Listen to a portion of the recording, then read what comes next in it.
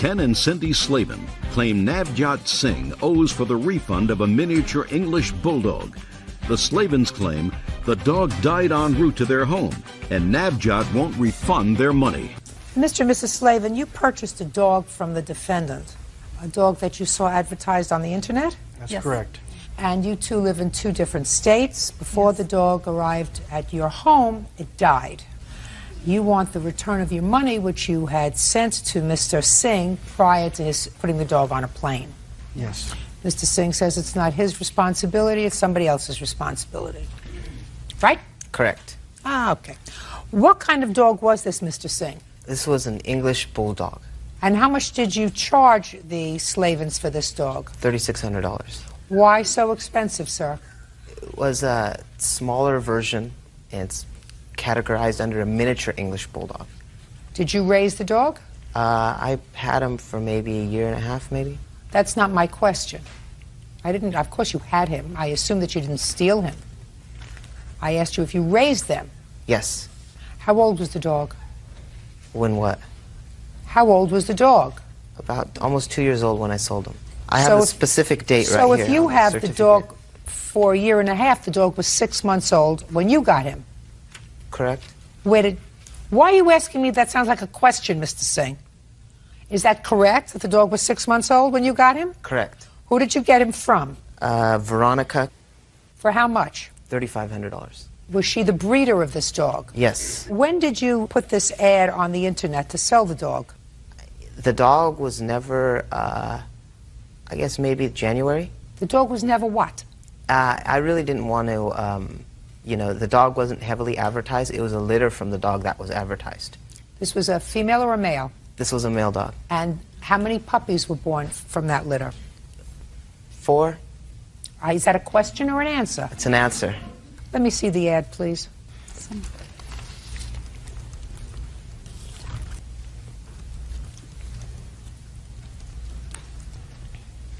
This is not an advertisement, Mr. Slavin, for the dog that you bought, and that was Monster. Correct. How did you come to buy Monster? Well, I asked him about any of the pups, were any of them left, and he said they weren't. And then I proceeded to ask, did he have any older dogs for sale? When did you correspond with him? About the 25th of January. Well, this ad is for May 14th, 2005. That's correct. I had not printed off the original ad, but that was a copy or one that's been updated stating that Monster still is at stud. So, point being, either he sent me a different dog. Just a second. How many monsters do you have, sir? I have one Monster. Gestation of a female dog is 63 days. Correct. Okay, after a female dog has her puppies. Say anything else. You contacted him in January of 2005. That's correct. And he said he's left. Correct. And you decided to see if he would sell you Monster. That's correct. The 2-year-old male. Correct. So far correct? Yes. And you agreed on a price of? $3,600. Even though he was selling the puppies for $2,500. Well, it sounded good. It says proven's had puppies before, so with the it would be able to use it as a stud yourself. Well, why would you want to use this dog? Were you buying it as a pet or were you buying it to breed? Buying it to breed. We had 2 females. Are these miniatures? Yes. Now, do you have a contract with him? No, ma'am. When you're a breeder, you usually have contracts.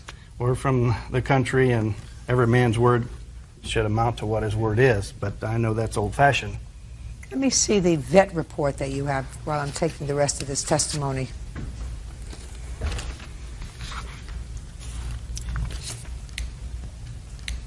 Okay.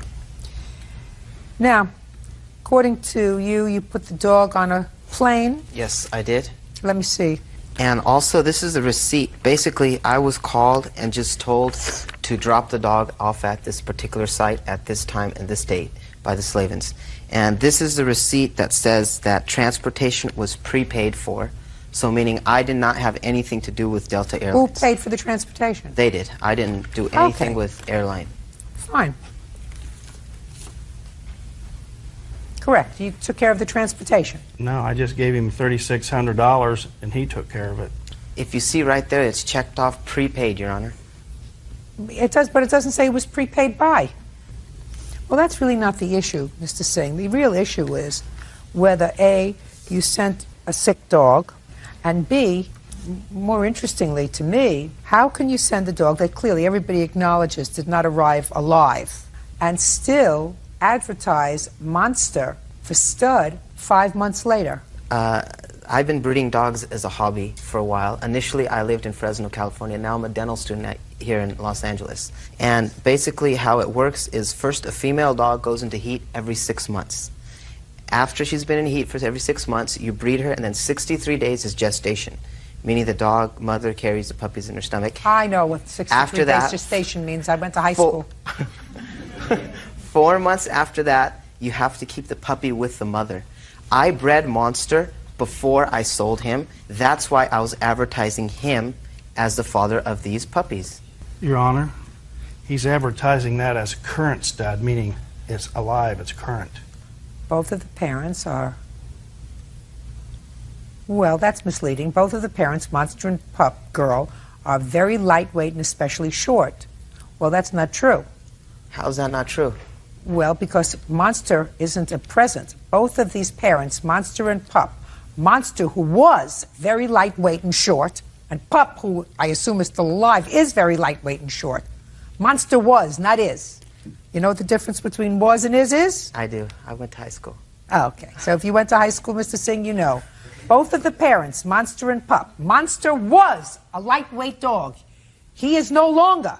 So you can't say they are, because he isn't an R, he is a was. But at the time the puppies were bred? Doesn't make any difference. This is as of 7/4. You're advertising this, sir. As of 7/4, Monster is no longer alive. And the website hasn't been updated for a while either. That's misleading. Then it's misleading, Mr. Singh. Now, did you sell these puppies? Yes. Really? They're You have sold. the names of the people you sold them to? I do. Did you tell the people that Monster was dead? Yes. I told him he had been sold. I told him I did not That's not what I asked you, whether you told him he had been sold. I said, did you tell the people that bought the puppies that Monster was dead? Correct, I did. You did. I don't believe that, Mr. Singh. We can have him come in. I could, or I could just rely on my own common sense and your response to me, sir. Okay. That you didn't say to people who were going to spend $2,500 for a dog that the stud died. But the death wasn't my responsibility of the dog. Oh, I'm going to make that assessment right now, Mr. Singh. Okay. When did you put this dog on the plane, Mr. Singh? 2/15/05? Well, you took the dog to the vet on 2/14. Correct. This dog was not a well dog when you put him on the plane, sir. How was it not well? You want me to tell you what he wrote in his notes about the dog? She, yes, go ahead. She. What I can read. Wait, did you get those notes from the veterinary themselves, or? Yes. Can I take a look at that? Sure.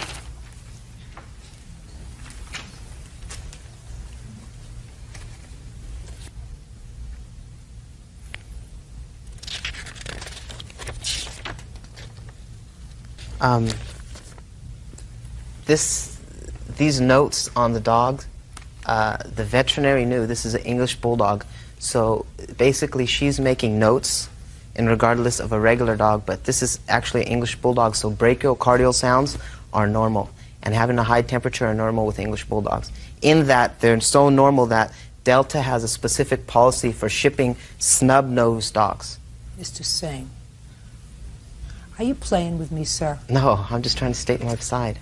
The vet says that the dog looks like it's been chewing on its rump as well. It has very long toenails, which indicates that it has not been well cared for. I also have dogs. Green mucosoid discharge. I'm not talking about the sounds from your English bulldog, because we all know, I mean, if you're a dog lover, you know different breeds. English bulldogs have very small noses so that they breathe, they snort, they make noise. I'm not talking about that. Your vet said that the client, that was you, declined a microscopic examination, declined to have the dog's ears cleaned, declined medication, declined nail trim. You said that the dog will be traveling because the dog is a Valentine's Day gift for a friend. That's what you told, that's what the vet said you told the vet. And the vet says, underlined, see vet as soon as possible at new placement for infection.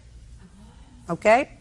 told no food in the morning of the flight. Airline may decline boarding with eye skin infections. Eye and skin infections are very common for English Listen bulldogs. to me, sir. Listen to me, sir. You did the wrong thing. When somebody pays you a substantial amount of money and you have a dog that the vet says needs some treatment, you are supposed to ensure that before you put this dog on a plane, this dog, bill of health, not just sufficient to travel, clean bill of health. And you didn't do that. I wouldn't buy a dog from you, sir. I would suggest that if any of the 10 million people who watch this program thinking about buying a dog, they will never buy a dog from you because you haven't done the right thing. When you take on the responsibility of being a dog breeder and you have an animal that requires a human being to take them to the doctor and make sure that they're taken care of, you're going to be a dentist, sir? Yes. Is that what you're telling me? You're going to be a dentist? Yes. When somebody has a child and the child has something wrong with their mouth, the parent has the responsibility of bringing the child to the dentist. And you have the responsibility of, as the dentist, of taking care of whatever it is that that child needs, because the child can't do it for themselves. You got my drift, Mr. Singh? I do. Now, a small miniature English bulldog, 2 years old, if it's got mucus coming out of their eyes, mucus coming out of the nose, seems to have a trouble with biting its skin. And the vet says, you know, the dog could really be treated before you put it on a plane and send it to a new home. And you say, not necessary. As long as it's not an extremis, you give me a health certificate because it's good enough to go on a plane. This vet was not happy with the way this dog looked. And you should have seen to it that that dog was in tip-top shape before sending it off to new owners. That's what you do if you're a responsible, caring individual. So not only wouldn't I go to buy a dog from you, sir, I wouldn't let you fulfill my worst cavity. Because what you did was the wrong thing. Judgment for the plaintiff in the amount of $3,600. That's all. Carolyn Doyle is suing her ex-boyfriend, Matthew Peterson, for a loan to fix his teeth. Matthew says he helped Carolyn fix her house. Miss Doyle, you used to live with this gentleman. How long did you live with him? Matthew and I started dating July 4th of 1999, and he lived with myself and my children off and on for a total of about 2 years. 1 year, then moved out, then moved back in for a year, then moved back out. And during that time, which we'll pinpoint better later, you claim that without your authorization, he forged your name as a cosigner to a loan for some dental work that he wanted. I don't know if he ever signed my name. He did open an account and took out a dental loan using my Social Security number, and it shows up on my credit record as okay, but you never signed it. No, I did not. Well, so somebody signed your name to it. I never saw the documents, Your Honor. Okay. I assume he has the documents somewhere in his pocket. In any event, he didn't pay the loan? Correct. And it's negatively impacted on your credit? Correct. You no longer are together, and you want him to pay the bill? Correct. Smile pretty, Mr. Peterson. What was wrong with your teeth? 2 porcelain crowns on my front teeth, and both of them were fractured. And So it was cosmetic work. more or less, without them, though, I just have 2 posts there, Not attractive, but clearly you can live that way. I suppose. Now, when did you want to replace these 2 porcelain crowns? I was living with it cracked for probably about a year or so, and then in the process of chewing gum, it completely broke off one afternoon, and I was left with just the post that goes under the crown, my real tooth, and it was somewhat of an emergency at that point. You know, the following morning, the dentist squeezed me in, and Now, were you and Miss Doyle living together at the time? no. Were you still seeing each other Yes. exclusively? Yes. Any reason why you weren't living together? We lived together when I owned my condo, and I wanted to flip that into a single-family home because I have 3 kids, and I wanted him to have a nice home with a backyard in a neighborhood, and he didn't agree with my decision to sell the condo. I was buying it on my own. He wasn't buying it with me, but he disagreed with my decision to sell the condo and buy the house. So when I Well, sold... just my own curiosity, why? I think he thought things were fine the way they were, and so why move? Okay, so that's when he moved out, but you still continued to see each other. Correct. So now the dentist squeezes you in August. Yes, ma'am. I'm listening. Okay, I went to the dentist's office in the morning upon looking at the other front tooth that was fractured as well, so they said, we have to take care of both of them. I couldn't cover it on such short notice, so they said, well, you can go ahead and apply for this in-house credit we have here, which I did, was denied. They said, do you have a co-signer? At that point, I called Carolyn from the office, and she said, yeah, here's my number, here's the Social Security number, and I'll be back. I'll have to go down there and actually sign the document at a later date, which I don't know if that ever happened or not. And they proceeded with the work, and that was it. Why didn't you pay the bill? I was making monthly payments. Now you're looking at your shoes.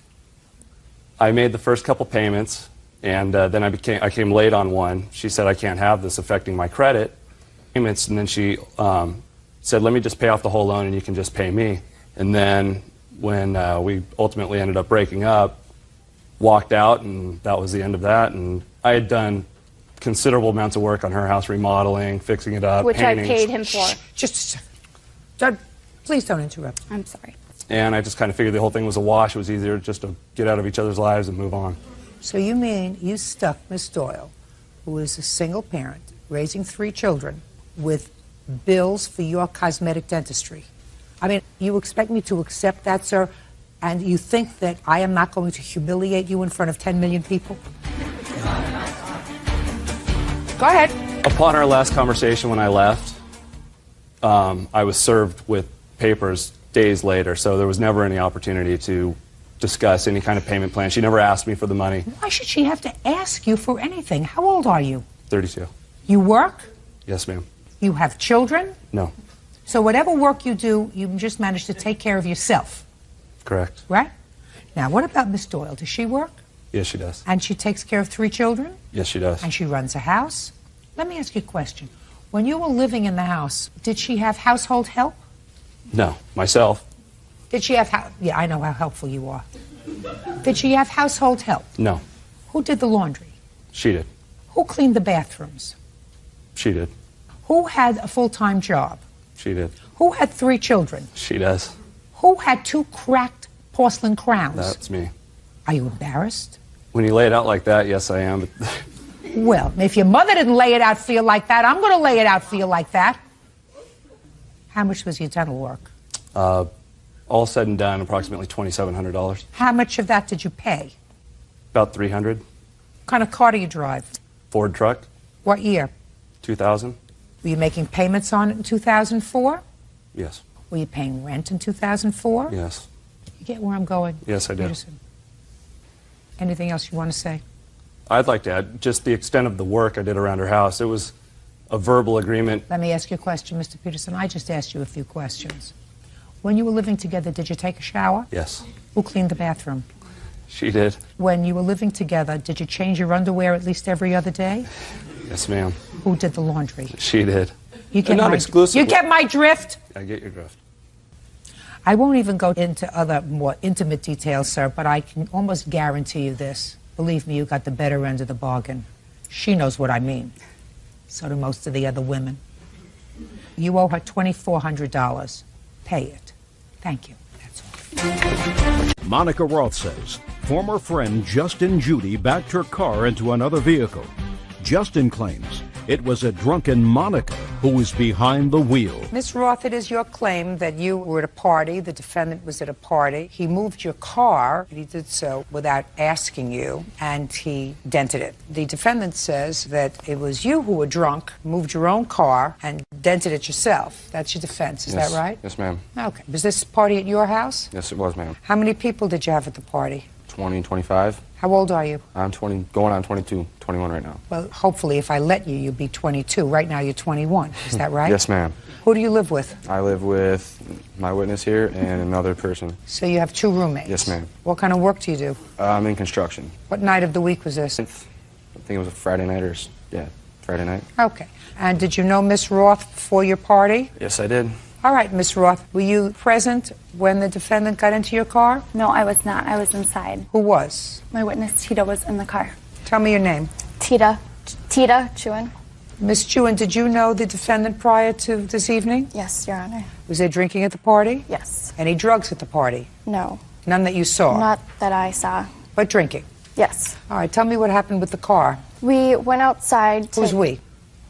The three of us. We went outside to grab CDs, and it was a summer night, so we had tank tops on and skirts, and we wanted to grab shirts to put over. So we went out to the car. She grabbed her CDs. I grabbed my shirt. I put it on. She went back inside the house, and she left the keys for me. So I was in the passenger seat getting ready to leave, and he claims the truck in front of him needed to be moved. So he hopped in, and I told him, Monica... Okay, he said that the car that you were in had to be moved? Yes. Okay. The car was on accessories, but the engine wasn't on. He started it, and... Don't speak! He started it and slammed on the gas without even looking behind him. And before he started the car, I told him, Monica would not want you driving her car. It's brand new. She doesn't even let us drive her car. I've known her since elementary school. We're really close. And he just slammed on the gas without even looking behind him, and I told him, don't you want to look behind you? And next thing I know, there's a big crash, and he jumps out of the car. Did he say anything to you? No, he just jumped out. Did he put the car in park and jump out? Did he turn it off? He pulled it up really quick so she wouldn't know, and then jumped out of the car. So first he went backwards. Yep, and then he pulled it up. So he changed gears. Yes. I just want you to go step by step with me. So let's go step by step. First, it was in reverse. Yep, and he slammed on the gas, hit the car, was like startled, and then he pulled it up back to where she had been parked, so it looked like her car wasn't moved, and hopped out of the car really quick. And didn't say anything to you? No. So what did you do? I was in shock, and then she came in, ran up to the window because she was across the street. Tell me your name. Keely Hartman. Ms. Hartman, did you witness this? I just heard a crash. I didn't see it actually happen. But you heard the sound? I heard the sound. Did you see the defendant? I saw someone running away from the car, and that's when I ran over immediately because I saw it was Monica's car. But you didn't see who it was? I didn't. Didn't see a face, or you didn't see whether it was a man, woman? I saw a shadow running from the car. Okay. Did the defendant say anything to you when you went back inside? I peeked inside the window of the driver's side door, and I saw her in the passenger seat, and I looked and I saw nobody in the driver's seat, and I go, where's Monica? And she just said she's in the house. That's when I looked over and I saw Justin crouching over by the bumper, and he said to me, don't tell her it's not a big deal, it's not even noticeable. And that's when I ran inside and grabbed Monica. Okay, so he said to you, don't tell her it's not a big deal, it's not even noticeable. Yes. How long have you known the defendant? A couple years. Have had any problem with him? No. You like him? Do I like him? Yeah, I mean, like him as a person. He's okay, isn't he? Yeah. What about you? Before this incident, I thought he was great. Thought he was great. Never had any problem with Nope. him. Thank you. You can be seated. Thank you. Yeah. It's your turn. Did you get a turn? All those girls are lying. Stop! They were- Listen to me. Listen to me very, very carefully, sir. I make a judgment as to who's lying. Okay. You have the opportunity, if you wish, to explain to me your version of the events that evening. Okay. I assume you brought this gentleman because he has something to contribute to this case. Yes, I did, ma'am. Your name is? James James, you have a last name. Johnson, How old are you? 22. Do you have parents? Yes. Do they like you? Sometimes. I want you to think about them when making a decision to testify, James. Yes. Do you understand what I'm saying to you? Yes. Okay. Let me hear. Okay, in my defense. July 9th, we were having these girls showed up to my house intoxicated. Had parked her car behind a truck of my friend's, asked her to move it. She moved it, backed into the car that was behind her, which was the black one. And you saw all this? Yeah, I was out in the street telling everybody was about ready to leave. The whole part, you know. And it was you like, saw all of this? yeah, I saw the whole thing. Go ahead. I was in the street talking to a bunch of friends, and that happened, that transpired. And then she decided to leave belligerently, circle the block, and then come back, screaming, raving, whatever. She was intoxicated and all that stuff. So you had a party at your house. Did you serve alcohol? No, or did the not to people them. bring out? Shh. Did you serve alcohol or did the people bring alcohol? They brought their own. You just provided the site. Yes, I just presided the area for people to party. But everybody at my house was 21 minus these 3 girls. You mean I just happened to be fortunate enough to pick the 3 girls who were underage at your house? Yes, ma'am. But they were intoxicated before they showed up to my house. You want to speak? Sure. Who do you live with? Justin, Judy, and another roommate. So you lived together. And how long have you lived together? For about a year and a half. You know these 3 girls? I know them from being at my house that night. I'd never even known them before. What time did the party start? Between 9 and 10 o'clock. When did you start drinking? Between 9 and 10 o'clock. What were you drinking? Beer. What time did these girls arrive? I'm not totally sure on that. I actually did not see them arrive. I didn't see them arrive. I didn't know they were there until well after they were there. And what time was that? Between 10 and 11 o'clock. So the party was only going on for an hour? Possibly. What do you mean possibly? I'm not sure. It was. How many beers did you have between 9 and 10 o'clock? Couple. Couple could be 2 or 5. Between 2 and 5. What kind of work do you do? Construction. You work for the same place? No. I install windows in residential housing. He seals driveways. Seals them. Doesn't steal them. He seals them. Yes. So now, I want you to tell me what you saw. Okay, I was... No! Sorry. I was at the party, and I was walking out. What time? It was late. I don't know. Give me an idea. Probably between 12 and 1. Okay, so between 12 and 1. So let's say between 9 and 10 you had between 2 and 5 beers. Yes. And I would assume that once you had between 2 and 5, you lost track. Nah, I didn't finish my 12-pack. How much was left over? 2 or 3. So maybe you had 10 beers. Yeah, probably. So now tell me what happened after midnight. Well, after I came outside, I had seen Monica get in the car, back up, and bump into the other car. And it wasn't that big of an accident, so nobody really made a big deal out of it. And I seen her get out of the car, have a little conversation with him, and then I seen her get back in the car and drive away. It did not happen all that quick, but that's the sum of it. Yes. You may be seated. Thank you. Don't you feel like a jerk? Let me see the estimate on the car, please.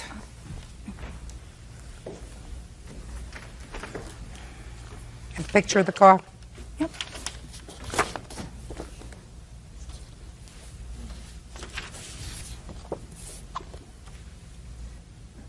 What kind of a car did he hit? Cougar. It was a black car, that's all. Cougar? I'm pretty sure it was a Mercury Cougar.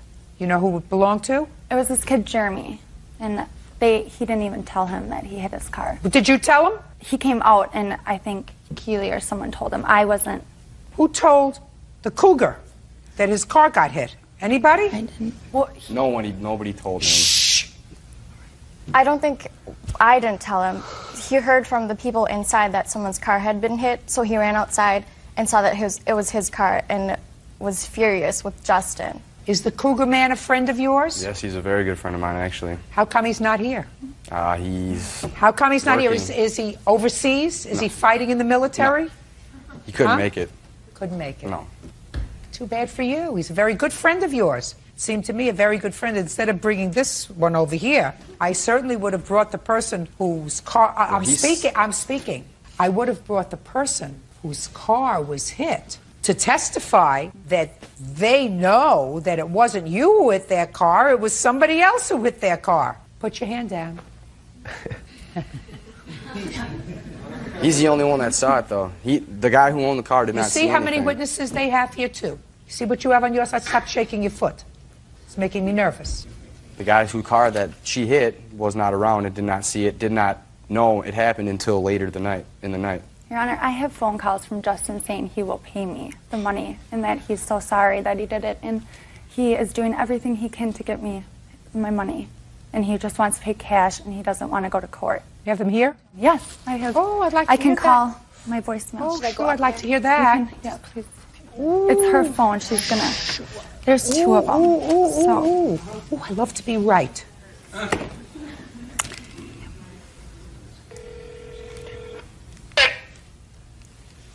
You've pressed an incorrect key. To disconnect, press 1. To record your message, press 2. Sorry you were having trouble. Please try again. It's okay. Can I try one more time? Yes, of course. Thank you. I have all the time in the world. Sorry. Oh, just a sec.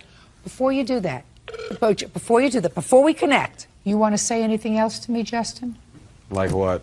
Like I may have made that I did that phone to call? help her out because it was I'm not my speaking. property. I'm speaking. Is there anything else that you want to say to me before we try to connect with this phone call? I've said what I've had to say.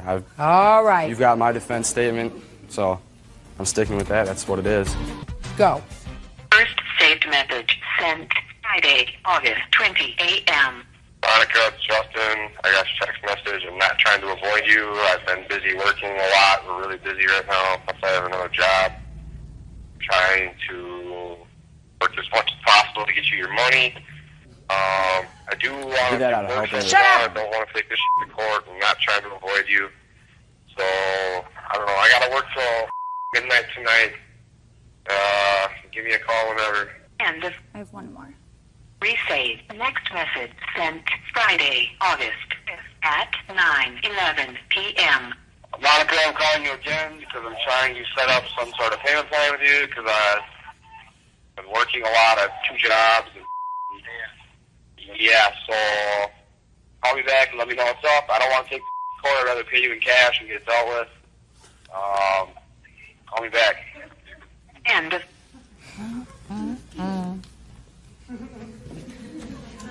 Judgment for the plaintiff in the amount of $967.53. That is for the repair on the car, damage to the vehicle. If I could add another couple of thousand to that for just being 2 wise guys, I would. You're an embarrassment, and you're an embarrassment to yourself and your parents. That's all. Holly McLean says ex-husband Steve Reed owes for his share of their daughter's wedding. Steve says Holly went over budget. Mr. Reed, how many children do you have, sir? 6. Who is your oldest child? Stephanie. That's this child here? Yes. And your youngest? Brandon. How old is Brandon? Brandon is 8. You and Mrs. McLean were married for how long? 2 years, I believe. And how many children do you have together? 2. Your daughter is planning her wedding, and according to her, you and your former husband agreed to split the cost of the wedding. You did a budget, it was going to be $5,000. Mm-hmm. Mr. Reed, you agreed to pay for half. Correct. You did, in fact, pay $2,500. Yes, ma'am. But the wedding went over budget, and you want him to pay half of the overage of $800. Yes. And Mr. Reed says, you went over budget, girls. That's your problem. I agreed to pay for half the wedding, which was budgeted at $5,000, and that's what I'm going to pay. I agree. Why did you go over budget? Well, the reason we had gone... So, listen, did you have a nice wedding? Yeah. Hmm? She had a beautiful wedding. Beautiful wedding, beautiful bride, beautiful husband, nice-looking parents. Don't act... What? I said yes, thank you. Do you let him speak at home? Is that the reason he feels compelled to speak here? Because he's not allowed to speak at home? Don't speak, honey. She's cute. Okay, now getting back to you. Why did you go over budget? Well, the reason we had gone over budget was we had it at the reception at a place that cost a lot more money than we had anticipated. Now, when you realized that this was going to cost more than you anticipated, because you could have found a site that would have cost within the budget, but that's not what you really wanted, right? You wanted a different place. What did you do when you realized you were going over budget? Well, Stephanie and I did a lot of emails back and forth because she actually lives in Utah. And I was planning the wedding here. And so I had told her that it looked like we were probably going to go over the cost of the wedding. And so she was kind of my in-between person between her dad and I, and had emailed to him and his current wife that we were going to be probably going over the budget. Do you have an email from him indicating that's fine, I will pay half of whatever the overage is? I do. Let me see it. This was actually an email to Stephanie. That's fine. Well, this is not from Mr. Reed. This is from Mr. Reed's wife. Right. Do you know that your wife sent an email, sir, that said, listen, that's to Steph, and said, your dad and I don't have a problem if you go over the $5,000 sum, as long as your mom is willing to split the cost. Do you know that your wife said that? At the time that email was written, no, I wasn't aware that she said that. When did you become aware of this? I became aware about 1 to 2 weeks before the wedding as we discussed the overage. So your wife was speaking allegedly for you, which she can't do, but they acted upon this and then went over their budget. Do you understand? Yes. So it was really in good faith that your daughter went over the budget because she felt as if she was dealing with your wife, and your wife had the authority to say, okay, as long as mom splits the cost and as long as it not go. So when you found out, Mr. Reed, about this email, What did you do? Well, by the time I had found out about the comment that my wife made, things had already become contentious because all along I had made it clear to Holly that I agreed to a certain amount. Not only that, in the beginning, Holly wanted to spend far less. I actually felt that we should spend more, and it was my suggestion to pay the $5,000. Then come Is back. that true? That's true. That's a good guy. So to then come back to me and then say that she wanted me to pay more money, and not only that, in the beginning when she wanted me to pay the overage, she wanted me to pay the entire overage, which she estimated would be $300 to $400. And like I say, it became contentious, and so I said, we're going to have to settle the matter after the wedding. I don't want it to affect the wedding. You're absolutely right, Mr. Reed. So? Well, he did not agree to pay half of the overage. I know he did not agree to pay half. But when I had sent them an email stating why we had gone over, and he even told me on the wedding day that he would help me pay the overage of the wedding. Did you tell her that, Mr. Reed? What I said is that I would look at the expenses and analyze them and get back to her. And did you look at the expenses? I did. Anything there look untoward to you? The invitations cost $280 more than we had originally was discussed with my wife, Suzanne. There was a DJ that I knew nothing about, and he cost $450. Well, DJ is great at a wedding. Did everybody have a good time? I think so. Did you dance? A little bit. I didn't say if you danced well, Mr. Reed. Yes. I said, did you dance? I did. Other than the DJ for $450, was it originally anticipated that there was any music? There was going to be pre-recorded music. Okay. I have very little sympathy because if what we're talking about here is $800, I would have paid the $2 so we wouldn't end up here. So there wouldn't be any bad feeling. You probably already paid so much to raise your daughter to this point, right? Probably cost you a couple of bucks over the course of, how old are you? 19. 19 years? So I don't know whether I would make a big to-do. But let's hear. All right, the DJ, what else? Let's see. There was a video that was done that was presented at the wedding. It was a nice video. It was $210. A video of what? They interviewed Stephanie and Tim about the way they met and things like that. And it was shown at the wedding. Yes, it was nicely done. But once again, I knew nothing about it. The bridesmaids' outfits, traditionally the bridesmaids pay for those. That's absolutely right. Why didn't the bridesmaids pay for their own outfits? Well, Stephanie and I discussed that we would just take care of that. Well, I don't know. You can't do that and obligate him. Ms. McLean, first of all, it's not traditional.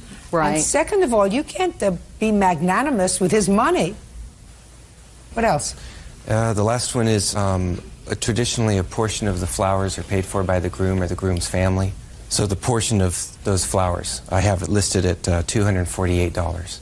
Can I say something about the flowers? I didn't feel we should ask Tim's family to pay for the flowers. They were actually having a reception in Arizona a week later, and they were paying for everything there for that reception. And they also paid for the luncheon, so I didn't feel it was right to ask them to also pay for the flowers. Well, very nice. What do you want from him? He doesn't want to be used as a cash register. Oh, I understand. Which is, we'll make the arrangements, and you'll pay your half. And we don't have to consult with you. We're going to tell you this is what we want to do, and if it goes over, it goes over. Well, that's unreasonable. Well, there's more to it than that. You may explain it to me. But did you call him and tell him about the DJ before you hired the DJ? No. Did you call him and tell him that you were going to pay for the bridesmaids' dresses before you agreed to pay for them? No. Did you call him and tell him you decided not to ask the bridegroom's family for the flowers? Yes, we did tell them that. When? Before the wedding, when he had stated that they thought that the groom's family had to pay for part of the flowers. And what did you say? You told him no. I didn't agree with that. Fine. That doesn't mean he's not entitled to say, that's fine. You want to pay for that? Pay for it. Okay, but there's more to it. Where we had the reception, we actually wanted to have it at my parents' house so we could cut the costs. Well, Steve didn't want to have it there. I don't blame him. It would have been, the cost would have been a lot less. Miss McLean, what you just said to me has absolutely nothing to do with what I've told you, which is you cannot use your former husband as a cash register. He's a person with opinions, and as long as you want to spend money and you want him to reimburse you for the money, he has the right to an opinion. You may not agree with that opinion, and if you don't agree with it and you want to spend the money, you spend it. What he's complaining about is you didn't discuss it with him. And that was wrong. I just want you to understand that I don't think your father was wrong. I think your mother was well-intentioned, but I don't think your father was wrong. And I've been involved with lots of weddings. And I wouldn't think of saying to my ex-husband, you're going to pay for half, and I'm going to decide where it's going to be, what kind of music we have, what flowers we have, what the invitations look like, and I'll send you the bill for half. Right? But we did... Flattened out on the floor. And I wouldn't blame him. So, in case there's any bad feeling, I don't think your father was wrong. And Miss McLean, if you wanted to do these things and you chose not to get an agreement with him before, you pay for it yourself. Case is dismissed. That's all. Parties are excused. You may step out. Mark Horner claims former tenant Jacob Scott damaged his truck tub cover. Jacob is countersuing for the return of his bed and mountain bike. Mr. Horner, this sort of comes under the category of no good deed goes unpunished. Yes, ma'am. Is this your wife? Yes, ma'am. And? My daughter-in-law. You and your wife befriended Mr. Scott. He had been a friend of your son's? Correct. And at some point, you allowed him to move into your home? Yes. Where's your family? My parents live in Plainville, Massachusetts. I'm currently residing with them. Was there any reason why you weren't residing with them when you moved in with the Horners? When I graduated from high school, I kind of made a promise to myself that I wasn't going to be one of those kids that stays living with their parents, and I had moved out. And my roommate at the time decided he wanted to move back in with his parents, and I still, you know, didn't want to move back in and be one of those kids. And they had offered for me to move in and pay rent, so I had taken them up on the offer, and I was paying $75 a week to live with them. And you were also doing some work for them? Yes, ma'am. I was working for Mark as a maintenance worker, and I had also worked during the Patriots games for Mark at one of his sausage stands. That's your business? Yes, ma'am. Okay. So this is what the lawsuit is about. At some point, Mr. Scott was driving a truck of yours, and he rear-ended somebody and caused some damage to the front end of your truck. Yes, ma'am. You agreed with him that he would either pay the deductible, which was $1,000, or fix the truck. Yes. Did you do either of those two things? No, ma'am. When this originally happened... No, I'm just answering my question. So the answer is no. No, ma'am. And sometime later, you and your wife were going away for a holiday. Mr. Scott was remaining in the house, and according to your complaint, you said to him, no parties. Correct. You came back unexpectedly because there was a death in the family, and you found evidence of party. Looked like he partied like a rock star. And subsequently, you found the hot tub cover ripped. Not only ripped, but there was food particles, cigarette butts, beer caps floating in the hot tub. In the hot tub. Nasty. Nasty. And you and Mr. Scott then got into a heated discussion. He left. Correct. And when he left his bed and his bicycle, which he wants back, which is the subject of his counterclaim. Yes, ma'am. He says that you told him until you sign a promissory note to pay for the damage to the hot tub and the truck, you don't get your stuff back. Correct. Mr. Scott says that you told him to forget about the truck. When the accident had originally occurred, the deductible, I was told the deductible was $500, and we had come to an agreement where I wouldn't have to pay it because the person he was supposedly selling the truck to hadn't paid anything for it, and the truck was 13 years old and had over 200,000 miles on it, and it was only about a softball-sized dent in the front bumper. I have pictures of the truck. Okay, so according to you, he said forget about it. Yes. And about the damage to the hot tub? Actually, I have my witness here, Leanne. She's a friend of mine. She was at the house Sunday when they had come home, and she can testify that there was no rip in the hot tub cover Sunday when we were done, and we were not the last people in the hot tub cover. I had come home Tuesday night with a friend of mine, and Susan and Mark's daughter-in-law and her husband, Susan's son Peter, were in the hot tub, and we believe You mean that. with the sausages and the cigarette butts? No, that stuff had been taken out and cleaned. Mr. Scott, the Horners allowed you to live with them, and Mr. Horner, is no question, asked you not to, no parties. You violated that trust by having a party. We had actually, I had only had about 5 friends over. Throughout the entire time that you were there, Mr. Scott? No, but I never Mr. thrown a Scott, party look, there. I want you to watch. Do you understand? Yes, ma'am. I've had 20-year-olds, a whole gaggle of them.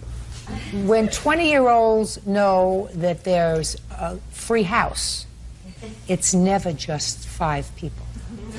Mr. Scott, do you understand? So if you want me to believe other things that you're telling me, and I'm sure you do, I'm going to ask you again. How many people were at the house? There was only 5 people there. At one time? Yes, because I had lived in 2 previous houses before I moved in with Mark and Susan, where I paid the mortgage myself, and I had pretty much gotten the partying out of my system. I quit drinking. I don't drink anymore, and it's just, we were hanging out, having a good time, trying to unwind on a weekend. Well, who do you think it was that was a pig in the group of 5 that you had then, who put food in the hot tub and cigarette butts and cans? Which one of your 5 friends? It was my buddy Greg. He had admitted to it. He had admitted to it before they found it? Well, I had told him that they had found parts of a sausage in the hot tub and there were beer caps and everything, and he said, oh, the sausage was probably from me because he was the only one eating in the hot tub. So I assume that if you had seen him eating in the hot tub, Mr. We don't do that. I should have. Did you see him? I did, and I didn't say anything to him. Did you see him smoking in the hot tub? I did. Everybody was smoking in the hot tub. And throwing their cigarette butts in the hot tub? I didn't see anybody throw a cigarette butt in the hot tub. And Well, did you take out ashtrays for everybody? There were ashtrays out there. Did anybody use them? You must have been aware of that unless you had been drinking. Yes, ma'am, people did use them. The next day when we were going through the hot tub, we had only found parts of sausages in the filter. I didn't see any cigarette butts in the hot tub at all. And well, I didn't Mr. see any Scott, beer let me caps. tell you this. When you abuse a privilege, I have to assume that the people who disrespected the Horner's property also ripped their cover. Okay. Because otherwise, why would Mr. Horner claim, after being so nice to you, they were nice to you, weren't they? Well, the whole relationship we had was there was a lot of verbal abuse there. Mark especially was constantly putting me down, calling me, and I'm quoting him here, he was always calling me a dump. Him and his wife were both always calling me a dump. He called me a pardon my French, on numerous occasions, and he used to go around bragging to everybody that I was his, because I was helping out around the house and still paying $75 a week. And I just, at the time, I had just gone with all of this because I didn't want to cause any tension because I was living there under their roof. Do you have children? I do. How many children? I have 3 children. How old are they? My oldest is 23, and then I have Where is the 23-year-old? My 23-year-old is in the service. He's stationed at Fort Campbell in Kentucky. And then you have I have a 20-year-old. Where is that child? He lives with his girlfriend.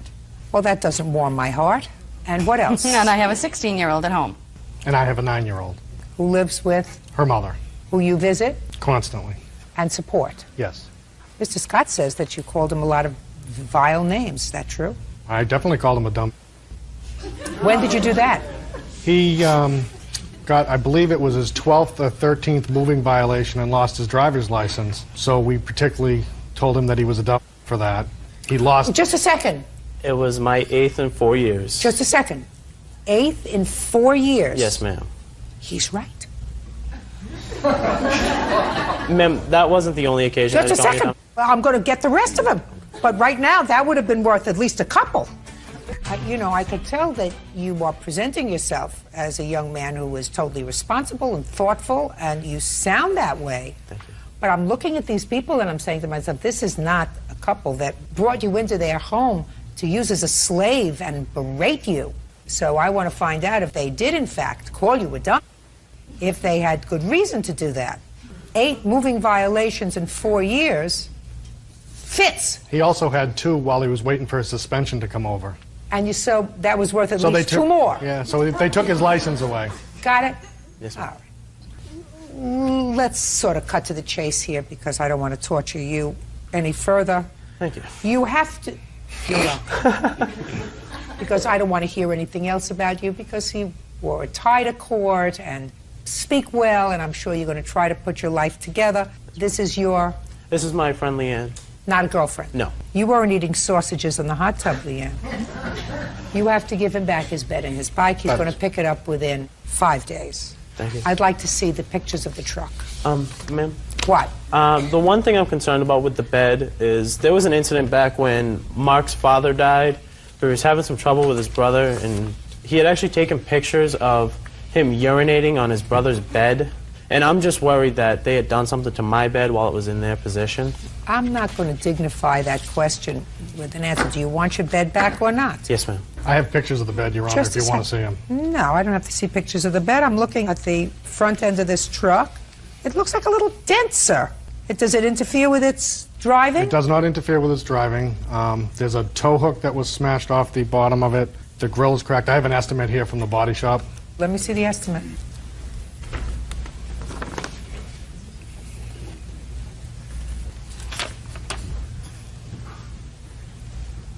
Okay. How much is a new hot tub cover, or how do you fix that? It had to be replaced. Here's the Okay. receipt. It was How much was it? It was $398 plus tax. He's responsible for the tax. How much was the tax? $420. You living back with your folks, Mr. Scott? Yes, ma'am. What are you going to do with yourself? Actually, in October, I'm going to be moving down to St. Petersburg, Florida. To do what? For a change, I'm going to become a construction worker down there. That's what I do up here, but just to get away from New England and a new scenery. Where it's really. warm. Exactly. Who do you know in St. Petersburg? A friend of mine lives down there, so a close friend of mine. I grew up with her, so she's got an apartment down there. She's going to school down there, and You might want to try that, Mr. Scott. School is not terrible. I was thinking about it, but I work 7 days a week now. I love to work. Both my jobs, I landscape on the weekends, and I'm a construction worker on the weekdays. You have your driver's license back? No, ma'am, I do not. I actually get it back in 21 days. Try to hold on to it this time, please. Yes, Mr. ma'am. Scott. Get your bed back and your bike in 5 days. Judgment for the plaintiff on your claim for $1,420. Thank you. Good luck. Thank you. Parties are excused. You may step out. 25-year-old Chad Navarro is suing the mother of his daughter, 23-year-old Jennifer Resnikoff, for stealing money from his bank account. Chad claims Jennifer used the money to buy drugs. Mr. Navarro, you and Ms. Resnikoff lived together for a period of time, and you also have a child together. Yes. According to your complaint, when you were living together, you gave Ms. Resnikoff the ability to withdraw money from your bank account. She had access to your bank account, and that was with your permission to cover certain bills. Yes. It is your claim that she drained your bank account in order to purchase drugs. Yes. And you want her to reimburse you for the amount that she took without your authorization to purchase drugs. Ms. Resnikoff says that she did in fact withdraw the money from your bank account. It was a bank account that you gave her access to. She had withdrawn money in the past for household items, but that you had not given her sufficient money to take care of your child, and she purchased items for your child, and that was the reason that she took the money out of the bank. Is that right? Yes. All right, Ms. Resnikoff. When did Mr. Navarro give you access to the bank account? I'd say probably about 4 months after we first met. Give me the month and the year. Approximately, I would say March of 2002, approximately. So from March of 2002 until what date did you have access to the bank account? Till we broke up. Which was when? Which was in August of this year. During what months do you claim that she withdrew, without your permission, the bulk of the money, over $3,000? Yeah. September and October of what year? 5. And when did the two of you break up? We broke up maybe at the end of September. October. Not August, it was October. When was the last time you lived with Miss Resnikoff? I don't really remember the dates. You know, I don't remember. Was it 2 months ago or 2 weeks ago? It was about a month, maybe 2 weeks ago. I moved in with my brother 3.5 weeks ago, thank you. That's not August. Well, I was saying that in August and October she was taking the money out. In 8 and 9. Oh, August and September. Okay. Can I see your bank statement? How old is your baby? 11 months, ma'am. Where is the baby? She is here. Who does she live with? Me. Are you talking, sir, about where it says ATM withdrawals? Yes. She had the card. She took it out of the mail. What'd you spend all this money on? My baby. Baloney. No, really. I have a witness that was there most of the times that I went out and purchased stuff. Well, just a second. Who gave you the authority to do that? Well, I thought, seeing that I was on the account, that I could access it without this being a problem. You spent over $3,000 in a 30-day period on your baby? I don't think it was $3,000. Yeah? Your Honor? Yes, go ahead. Right on the back page, you can see the checks that she wrote to cash. So, I mean, why would she write it to cash if she was just buying the stuff for the baby? She could have just went there. Listen to me. It's baloney. I just said to you, it's baloney. I was just saying, sorry. Yeah, it's baloney. My question to you, Mr. Navarro, is something that to me is more serious than $3,000 out of your bank account. You have a son or a daughter with this lady? Daughter. And you separated and she took the baby? Yes. And you say she's got a drug problem? She's with her brother right now, and So she's what? been clean. How do you know that? Because How do you know I that? trust her brother. Her brother's my best friend, and I trust him. And You trust him to what? He's there all Take day. your hands out of your pockets. He's there all day, Well, and why? He doesn't work? no, he does work. He does eBay. What do you mean he does eBay? eBay, he sells stuff on eBay. Where does he get the stuff he sells on eBay? He buys it offline and then sells it like laptop computers and stuff like that. Where does he get the money from to buy the stuff, sir?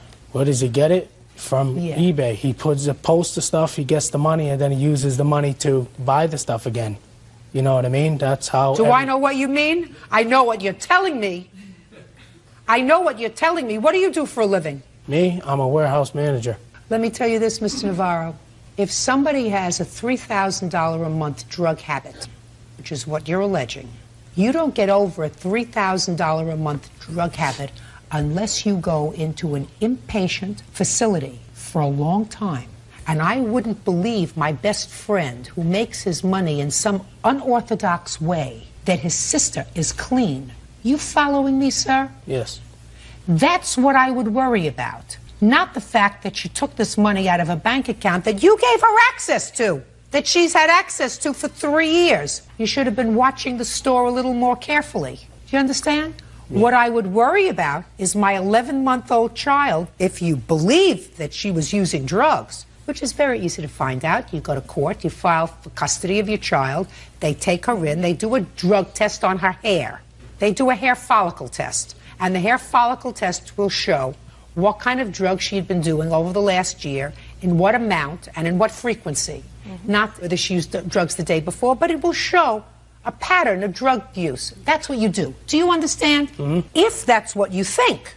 Well, have she you even admitted listen to me. Have you done that? What? No. Take custody of your daughter? No. Well, then I hardly believe, sir, that a man, the only one in this whole family of 3, she, her brother, and you, the only one who works, who has a steady source of income for a long time, you're the only one who can manage to hold it together, has not done that. I said, it's okay for you.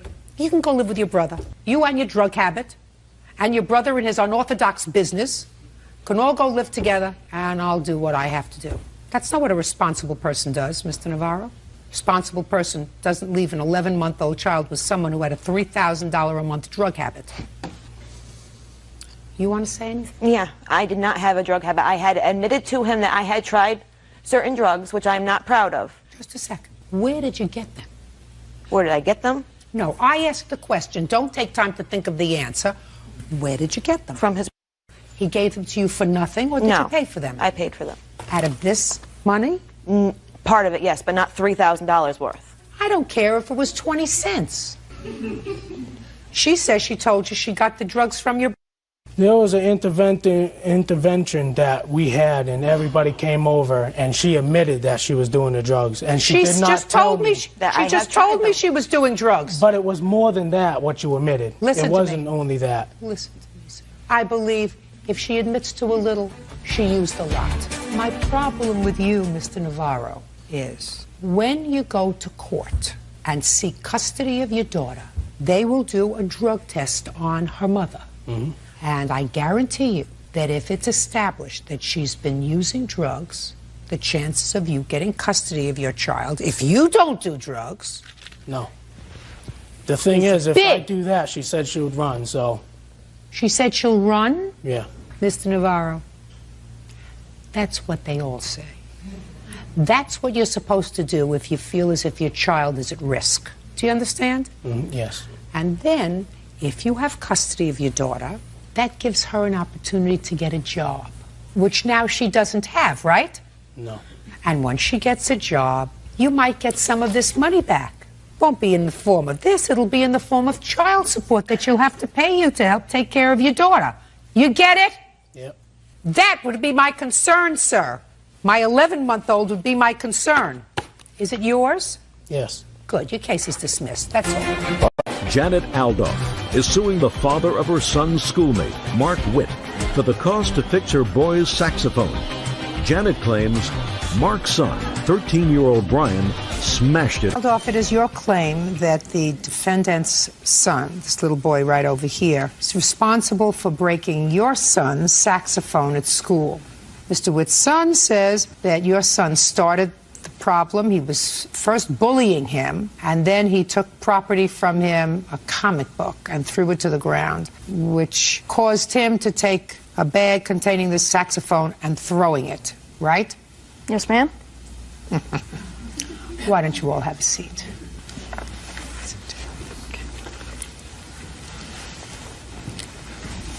Tell me your first name. Daniel. Brian. How old are you, Daniel? 13. How old are you, Brian? 12. Stand up by on your own 2 feet and put your hands down at your sides. Don't lean on the table.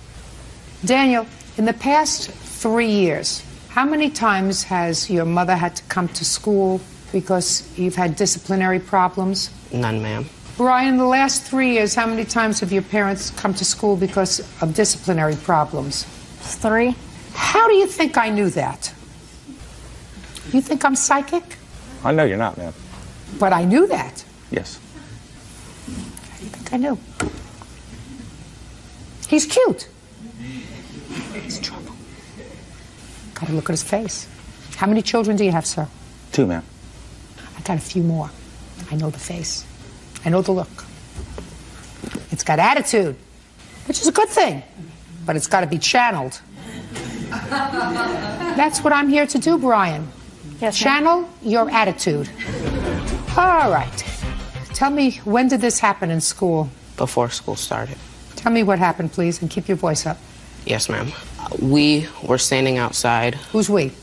Me, Brian, and 2 other boys. Friends of all of yours? Yes. Okay, go ahead. All right, and we were all standing around my saxophone, and I made a comment, and I said, why are we all standing around my saxophone? Are we going to praise it? And we all started laughing. And one of the other boys started making these unfunny jokes, and Brian picked up my saxophone and threw it against the ground. Now, was the saxophone in a bag? Yes, ma'am.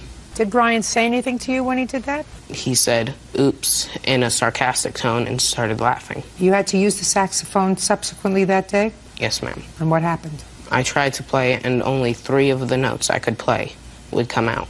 Did you have it fixed? No, ma'am. So it's still broken? Yes, ma'am. All right, Brian.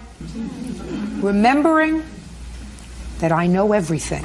Yes, ma'am. I want you to tell me your version of what happened on March 14th. We had just arrived at school, and I went over to Danny and our friends, and he started making comments about me. Who started? Danny or one of his friends. So either Daniel or one of his friends started making comments about you. Like what? They had made fun of... I don't really remember. So what happened next? I'd gotten mad, and he threatened to throw my book. Who threatened to throw your book? Danny. What did he say to you? He had said something about my mom or a family member. He did, or his friend? He did, I believe. You get over with this kind of stuff with your father? You don't get over it with me. Where was your book? It was beside my book bag on the ground. On the book bag? And this is a story you told your father? Yes, ma'am. Mm-hmm. So what did you do? I had gotten really mad, and I picked up his saxophone bag. I didn't even know there was one in it. What did you think was in it? His lunch? Huh? What did you think was in the bag, the instrument? What did you think it was? Gym clothes or books. Go ahead. I picked it up and slung it up against the wall. All right. Mr. Witt, would you stand up? How much did you pay for the saxophone in the pawn shop, Miss Adolph? It was around $300. Did you get an estimate on fixing it? Yes, I have an estimate, Your Honor. Can I see it, please? Yeah. All right, Mr. Witt, you want to say anything to me? Yes, ma'am. I don't think my son was right on what he did. Perfect. That's what I like to hear. Yeah. And you also don't think that he told me the truth, do you? And he didn't tell you the truth either, because I read your answer, I read his statement, and nowhere was the word "I believe" in there. Somebody said something to me, it was Danny or one of his friends. Well, who said something about your family? him. You sure know? It could have been somebody else. Did he tell that to you? What did he tell you when he came home? But the explanation that he gave you was that this young boy was teasing him. He was bullying him because he's taller than he is. And that's what started this. That's what he told you, because that's what you wrote. And I didn't pay any attention to that. Oh, great. Mr. Witt, perfect. Don't pay any attention to it, because you know why? Because it's not true. It didn't matter. It wouldn't be a good excuse to break somebody's things anyway. I know, but the most important thing is this young man thinks that he can get over. And that's a real problem, because he's 12. And if he thinks that he can get over when he's 12, and you had to go to school at least 3 times with him for disciplinary problems, after the first time it would have been too many. So you look like a very nice man, and you look like the kind of man who accepts responsibility. And you said even if he was picking on him and threw his comic book to the ground, it was no excuse for breaking his instrument. All perfect, responsible, reasonable things. The only thing is you've got to infuse that to him, because he's getting too old. He can't get away with cute anymore. You understand me, Sarah? Yes, ma'am. You have, look at me. You have brothers and sisters at home? 1 sister. How old? 9. So you're the example? Yes, ma'am. And your father works? He's retired military. Your mother works? Yes. So your father worked his whole life, your mother works, they provide for you, they provide a home for you, they put food on the table, they take care of you. You know what your responsibility is? School. Your responsibility is to grow up to be a nice human being. Yes, ma'am. And a responsible human being, and a trustworthy human being, and a human being that tells the truth all the time. Mr. Witt, your defense is, according to your son, he was being bullied, which we both know is not true, and B, that they're asking for too much for the saxophone. Yes, ma'am. So I'm going to hear the second part, that they're asking too much for the repair of the saxophone. Well, I got a copy of the estimate. I'd like to see a copy of the estimate.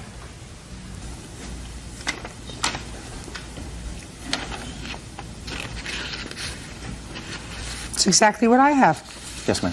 I believe some of the items on there are maintenance problems that have nothing to do with Major belly and body damage, $120. Bent keys and rods, $150. Repair part, $44. What's out of line to you? Absolutely nothing. So, okay.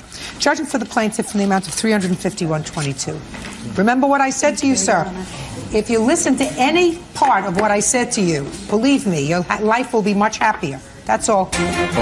Dora Huff claims a strange son-in-law, Paul Veloff, owes for bail money she posted on his behalf. Miss Huff, the defendant is your soon-to-be ex-son-in-law. I assume this is your daughter. Yes, ma'am. And it is your claim that he owes you money for bail. Yes, ma'am. And that he agreed to pay you back once you had bailed him out, and he has declined to do so. Mr. Veloff says you made no agreement with him with regard to the bail money. You made an agreement with his wife. So if you want the bail money paid, get it from your daughter. That's your defense? Yes. Okay. Mr. Veloff, how long have you been married? 13 years, 14 years. 13 or 14 years. 13. You have children? Yes, 2. How many? 2. When were you arrested, sir? It was filed on July 4th, but I actually turned myself in on that Sunday, which would have been, I think, the 6th, 7th? Of July, I'm sorry. 7/7 of 06? Yes. Is this the first time you had been arrested, sir? Yes. And this was for domestic violence? Yes. And the domestic violence alleged that you either assaulted or threatened or harassed your wife? Right. Were you in or out of the house on the 7th of July? In the house. Yeah. Okay. Mrs. Veloff, when did you complain about your husband's conduct to the police? The incident of 4th of July. Tell me about the incident. We have been having marital problems for quite a while, and a recurring situation came up again that he was not working and taking care of his responsibilities. It escalated into a yelling argument that turned physical. Shortly after, well, the argument went on for quite a while. He was restraining me. I was not allowed. I was undressed coming out of the shower. He wouldn't allow me to get dressed. He wouldn't allow me to leave the master bedroom. Finally, when I did get out of the bedroom, I made it down to the lowest floor of the house, got a phone, and dialed 911. While I was on the phone with the dispatcher, he left the property. While he was gone, they dispatched 2 sheriff's vehicles to the house. They took my statement, took photos. Copy of the statement, please. Do you have a copy of that police report? No, ma'am, I do not. Okay. They took photographs of what? They took photographs of the marks on my body and the damage to the home. What kind of marks did you have on your body? My arms were bruised where he had grabbed me and forcibly thrown me on the bed. My neck was irritated and red. Your Honor, I do have a copy of the I'd like to see them. Where were your children when all this was going on? There was a 4th of July community picnic that my daughter was at, and my son was outside playing basketball with a friend of his. I believe, well, he was in the driveway. I think they were playing basketball. How old are your children? 14 and 12.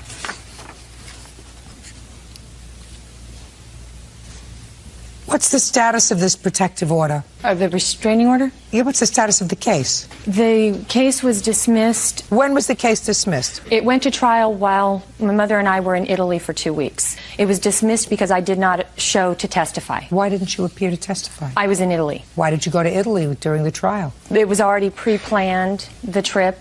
All of the subpoenas for me to appear were in my mail when I got back. Your Honor, this was a 2-week Mediterranean cruise. We had planned 7 months prior to take all the kids and grandkids, everybody. Got it. But Ms. Viloff, after he was arrested, because he turned himself in, according to your mother's complaint, he called you and asked you to bail him out, right? Yes. How much was your bail? $2,000. And why did you think your wife would bail you out when she was the one who filed the complaint? Well, I called her because it started getting really rough in the jail, and I've never experienced anything like that. And I called her. How rough was it? They found knives, shanks. So you wanted out of there? Yeah, and it was Wednesday night. The other inmates were starting to get their commissary or whatever they buy for the week, and a lot of it was like cold medicine, and they were chopping it up and snorting it, and I could see attitudes change, and it started getting really scary. So you were frightened? Yes. So you called your wife? Yes, I did. And what did you say to her? I asked her to call my dad to see if he would bail me out. Why didn't you call your dad? Why didn't I call my dad? That's exactly what I said. Why didn't you call your dad? Why are you calling the alleged victim instead of calling your father directly? Don't you speak to him? Yes, I do. So then why didn't you call your father yourself? The phone calls I was able to make were very limited. Well, I understand they're very limited. I've been in the justice system a very long time. There's no reason that you're going to be able to give me that I'm going to be satisfied with, sir, as to why you didn't call your father yourself. I don't know. Ma'am. Maybe your wife is going to tell me. Yes, ma'am. Did you call his father? First of all, he called the house and spoke to our son, who then called me. So by the time I got the phone call, our son was frantic with worry, thinking that his father was in mortal jeopardy. Okay. And then I did go and call his father, and his father said no. That's why you didn't call him. No, that's not true. Otherwise, sir, you know, if something doesn't make sense, it's usually not true. How old is your son? 14. Before I would involve my 14-year-old son in the fact that I was incarcerated and I was frightened for my life, I would call my father. If I had a decent relationship with my father and if I felt that my father would want to protect me, I certainly wouldn't involve my teenage child. That's not being a protective parent. I did not know he was going to answer the phone. What kind of just a second. What kind of dumb answer is that? What kind of a dumb answer? So because he answered the phone, you unloaded on him? I didn't unload. Well, of course you did. Okay. So now you're between a rock and a hard place. You got your 14-year-old child saying you got to do something to get dad out of jail. You got his father who says, as far as I'm concerned, I'm not putting up any money for him. You don't have any money, so you call your mother. Yes, ma'am. All right. And you say, you got to help me out here. You got to help me out. And she goes down and she puts up the bond. That's so far what happened. Yes, ma'am. Now, when you got out of jail, Mr. Veloff, who was there? Who was there? My kids, my wife, and my mother-in-law. And what did you say to your mother-in-law? Thank you. What else did you say to her? What else did he say? And he hugged me, and he thanked me, and I told him two things. One, he had to get his act together, and two, because he didn't have a job, he had to pay me back, and he owned 2 cars, which he'd already told Tracy he would do. I expected him to sell one of the 2 cars. To pay you back? To pay me back for just my credit card. I'm sorry. And did he pay you back? No, ma'am. Why should your mother-in-law pay your bail? I didn't ask her to. No, you didn't ask her to. That's absolutely right, Mr. Veloff. You did not ask her to. But you promised to pay her back. But you promised to pay her back. You didn't ask her to, and absolutely, if you hadn't said to her, I'm going to pay you back, that unfortunately for Ms. Huff, there would have been no recourse. The truth of the matter is, at the time that she put up the bail for her daughter and her grandchildren. Because as far as she was concerned, you could have rotted in hell. I'm sure. I'm sure. If she didn't have grandchildren, that's probably what she would have said to her daughter. Let him stay there. But she has grandchildren, and you can't do that when you have teenage grandchildren. You can't say, listen, you're going to let your father rot in jail, so he's going to call here and he's going to complain that somebody's going to shank him. Mr. Veloff, as you see, sir, I have zero sympathy for your position morally, and I have zero sympathy for your position legally. If you had not told your mother-in-law that you would pay her back. I promised to get my act together and get a job. Just a second. Just a second. Did you get your act together? Yes. Did you get a job? Yes. Good. Now you have money to pay her back. Judge him for the plaintiff in the amount of $2,020. That's all. Step out. Anita Mendelson claims her son's former friend, Christian Luna, slandered her on the internet. Christian says he has the right to free speech. Miss Mendelson, this is your son. Yes, Your Honor. According to your complaint, your son and the defendant and some other boys, maybe some of these boys here, were friends. Yes, they used to. Well, you say that they didn't treat him nicely and they used him for rides and stuff when they needed him. Right, Your Honor. But at some point, according to you, this young man posted some very, very rude things about you. Right, Your Honor. On something called MySpace. Right, Your Honor. MySpace is one of these internet sites where people who have nothing better to do with their time go and chat about a whole bunch of nonsense. Right, Your Honor. Is that about what it is? Yes, Your Honor. Is that about right? Right. That's about right. You know, I always said that we could eliminate probably a third of the problems in this country if people actually had to shovel coal in a furnace for heat. Rather than spending all that spare time that they have making problems for other people and sitting behind their computers doing things other than for which computers were originally designed. Mr. Luna says, First Amendment. I can post anything I like on the internet because there's free speech in this country. That is your defense. Yes, Your Honor. Really?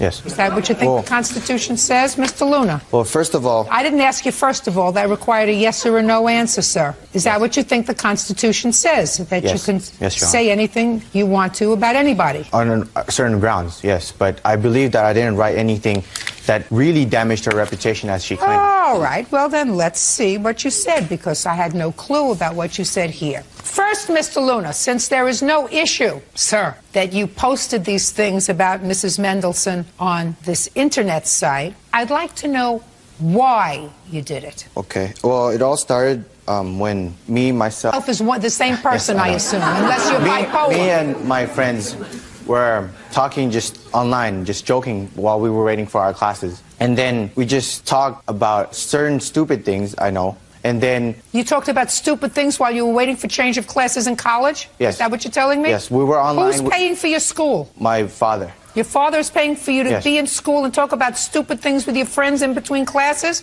Is that what you think you're paying for, sir? Not really. Good, perfect. Love to hear it. You and I are going to get along just fine.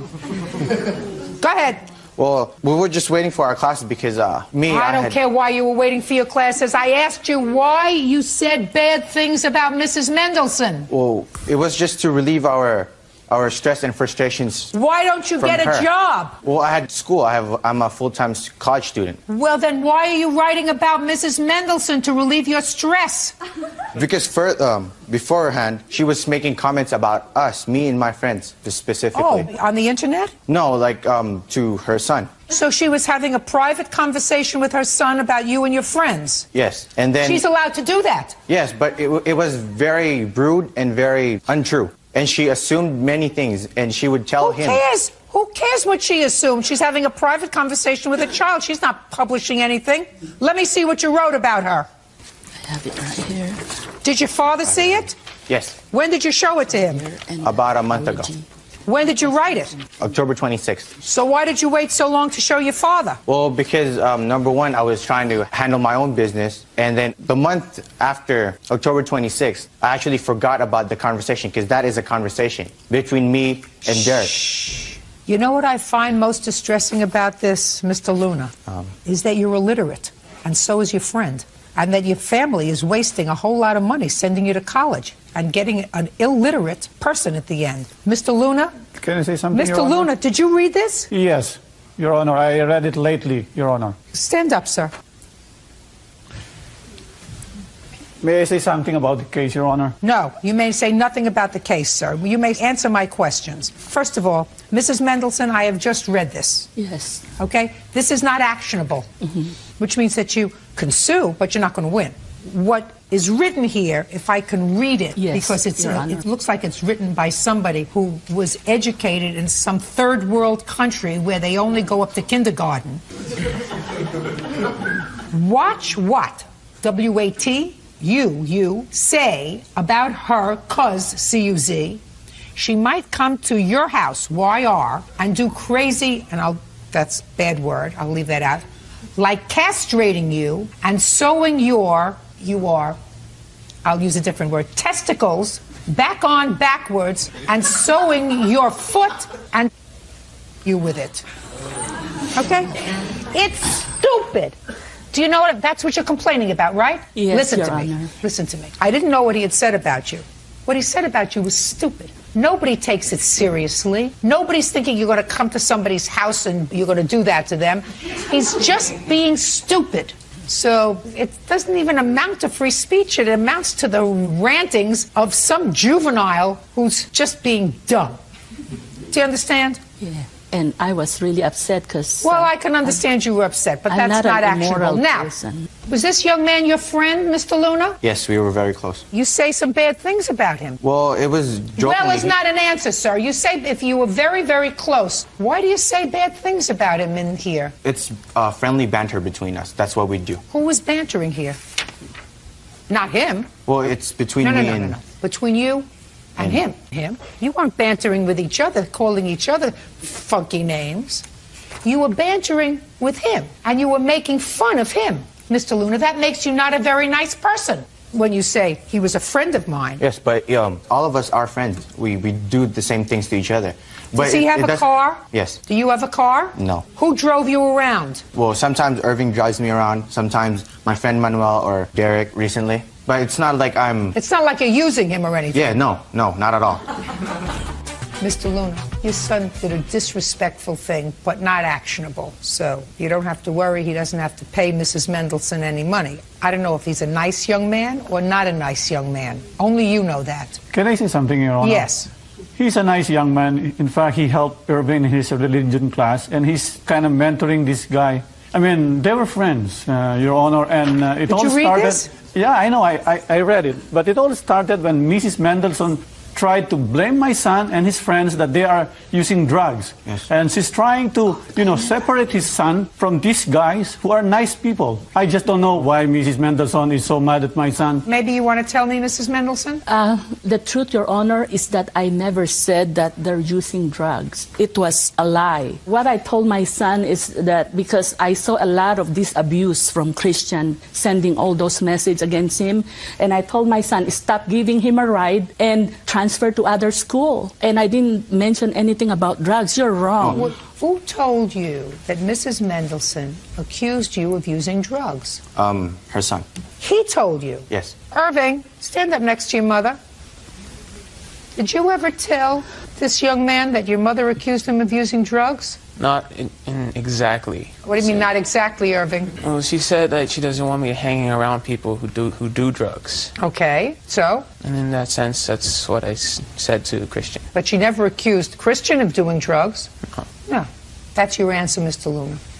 What else? I would just like to clear something out. I didn't use Irving to give me rides. I don't just randomly call him and like, oh, can you give me a ride to this so-and-so place? I would ask him a ride if we were going there together. But I've never used them just Christian, I want you to listen to me very carefully. Okay. Having access to a machine like a computer and access to a place like MySpace where you can say very damaging and hurtful things doesn't mean that you should use it. When you write something like this, even though it sounds asinine, juvenile, and stupid, it was still hurtful to Mrs. Mendelson. It's not the kind of thing that the courts will take action about, but it's the kind of things that you shouldn't write about one person because it's just unkind. And you can't hide behind the cloak of anonymity when you do that because it's out there for millions and millions and millions of people to read. And it's hurtful. And I say this to you and to your friends and to you and anybody else who uses the internet. Once you put something down and go send or whatever you do, because I don't use that machine, it's out there, and it's out there forever, and it's hurtful. You have to be careful. That about her was unkind. I know that, Your Honor. Very good. Then you tell him he did the wrong thing? Tell him to apologize to her? In fact, say, shh, I'm sorry. I'm sorry, Mrs. Mendelson. Okay. That's it. Just don't do it again, ever. Thank you. That's all. Thank you. Linda Banks is suing her neighbor, Herbert Robertson, for accidentally shooting out her windows with a BB gun.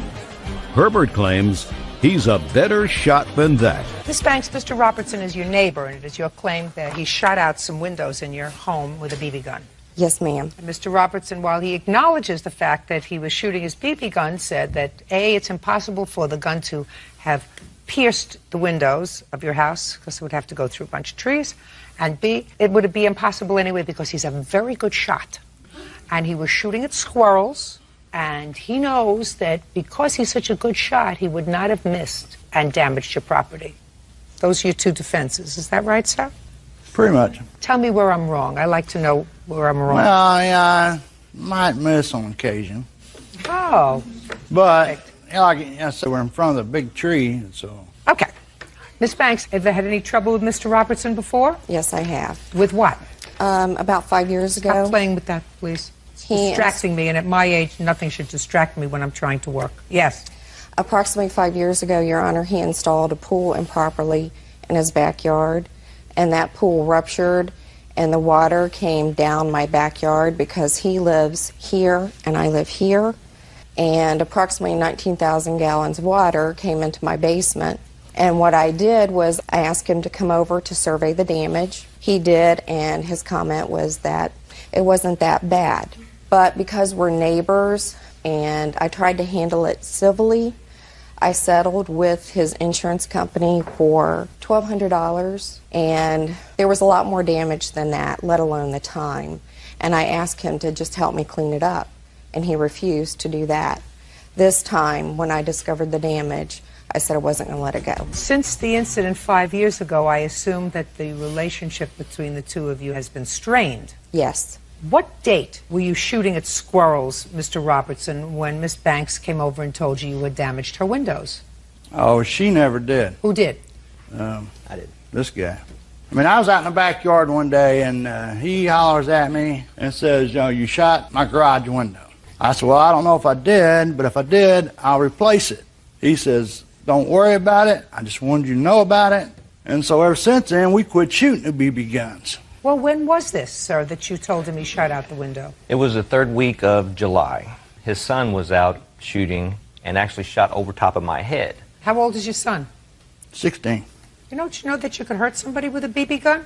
If you hit somebody, it'd probably sting. Well, if you hit him in the eye, it could blind him.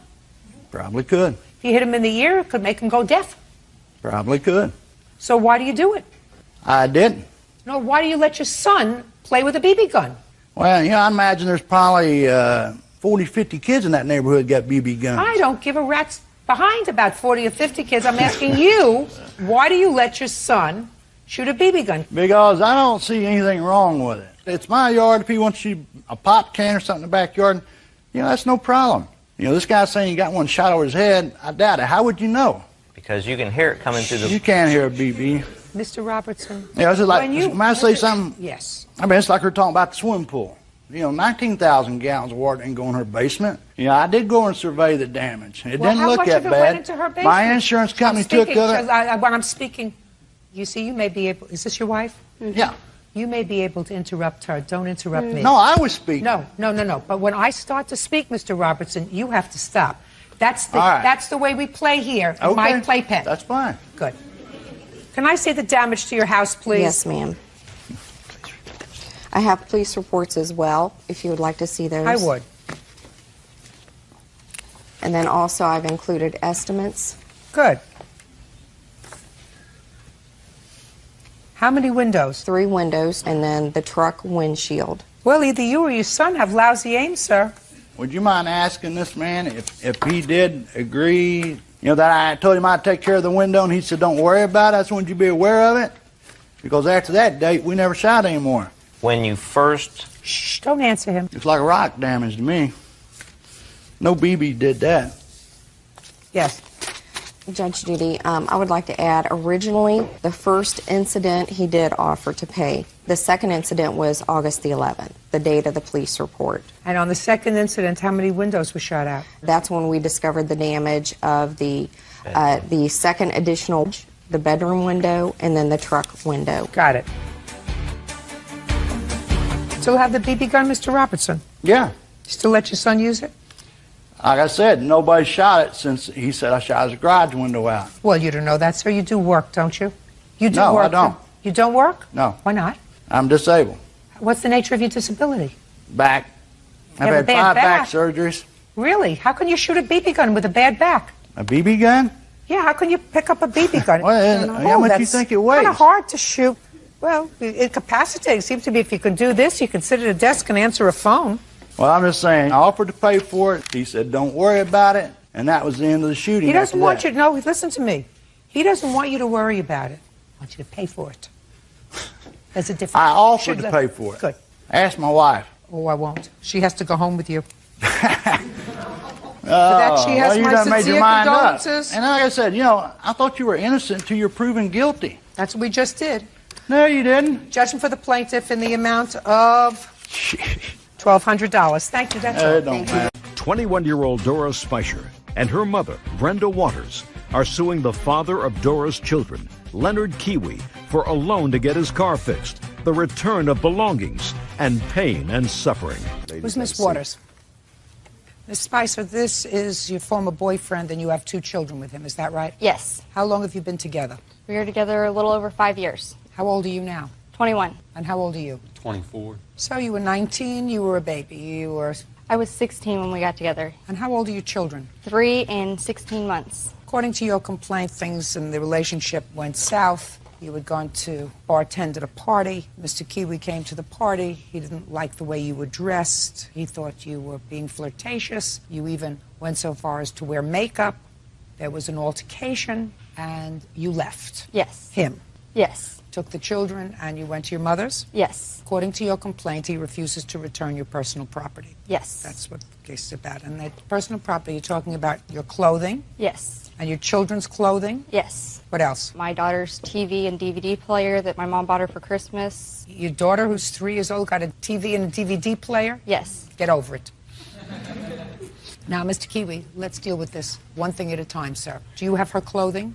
No, I allowed her to come over on an agreement on December 23rd. They agreed to me that I wouldn't call the police on them, that they could come over and... What happened to her clothing? She came and got it with her mother and stepfather. What and about all the of her children's stuff. clothing? She took some of it, but basically almost all of it, and left me with like a couple pairs of clothes that don't even fit them. Did you go there with your mother? Yes, I didn't get all of my clothes. I still had some clothes there, and I didn't take all the kids' clothes. There's still clothes in totes in the garage that fit the girls. Well, just a second.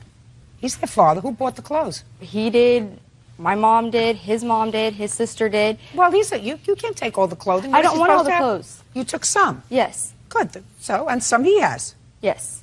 Now, your clothing? Yes. I have a few pairs of jeans over there, some more shirts over there. You're talking about nonsense. You're talking about little stuff. What are you suing him for? I mean, I don't get it.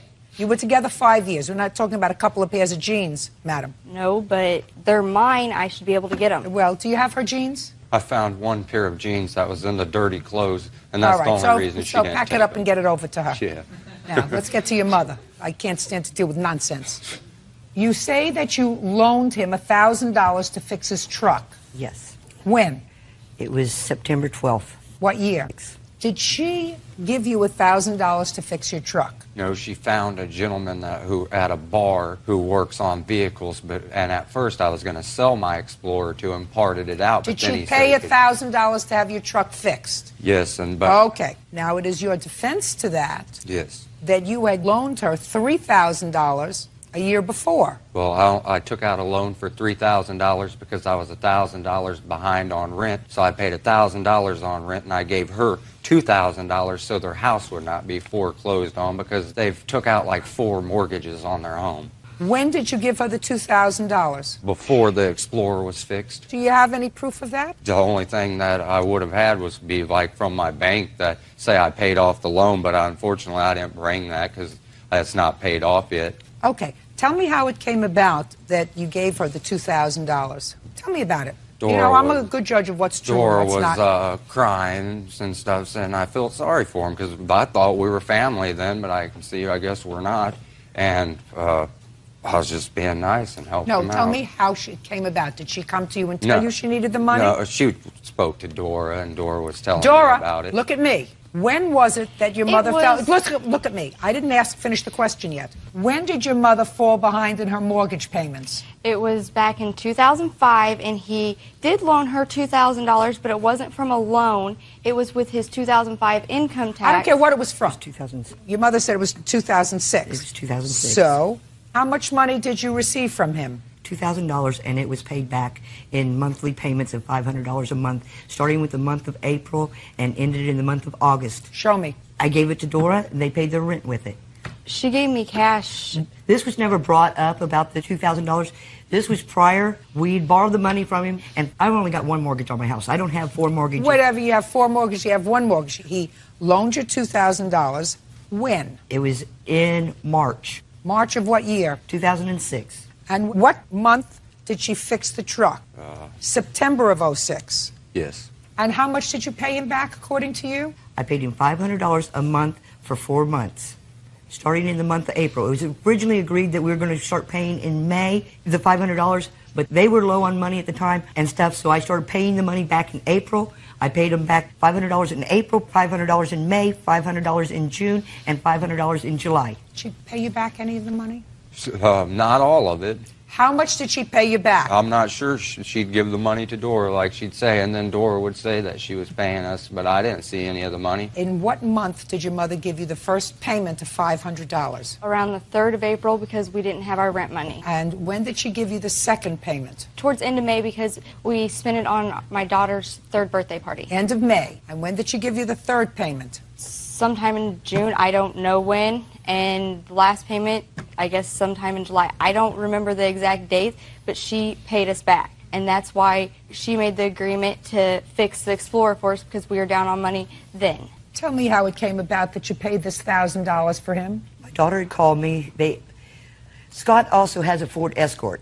It had... Just tell me, your daughter called you and what? Their Ford Escort was broke down. Scott did not have transportation to go to work. She was upset because she didn't want him to lose his job because the Escort was broke down. I loaned him some money to help for parts on that, and then I said that I would pay for the Explorer to be fixed so that they would have 2 cars that were running, because at that time Dora was trying to find a job so she could make income also. So I loaned him the money. I have a gentleman that I work where Listen I work. to me. You have no contract with him, your daughter. You know, just because they're no longer together, which is what's happened, just because they're no longer together doesn't mean that you come to court and you claim things that really aren't so.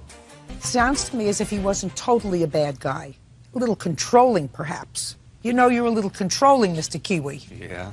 But it doesn't sound like he's a bad guy. He thought you were all family. He gave you $2,000 from his tax returns when you needed it. He didn't even ask to see the return of the money. You say you gave it to your daughter. She did whatever she wanted to do with it. She paid bills, she paid the rent, she did everything. She never showed it to him. And he was the only one working, right? So he was making a family. Just because they're no longer together and things aren't good anymore doesn't mean that you come to court over a pair of jeans that was in the laundry and fixing the truck so that your daughter would have a car and the boyfriend would have a car. She never got the car. Now, do me a favor. Do me a favor. I have other things to do today. You have a counterclaim? Yes, ma'am. Well, your counterclaim says that you don't see your children.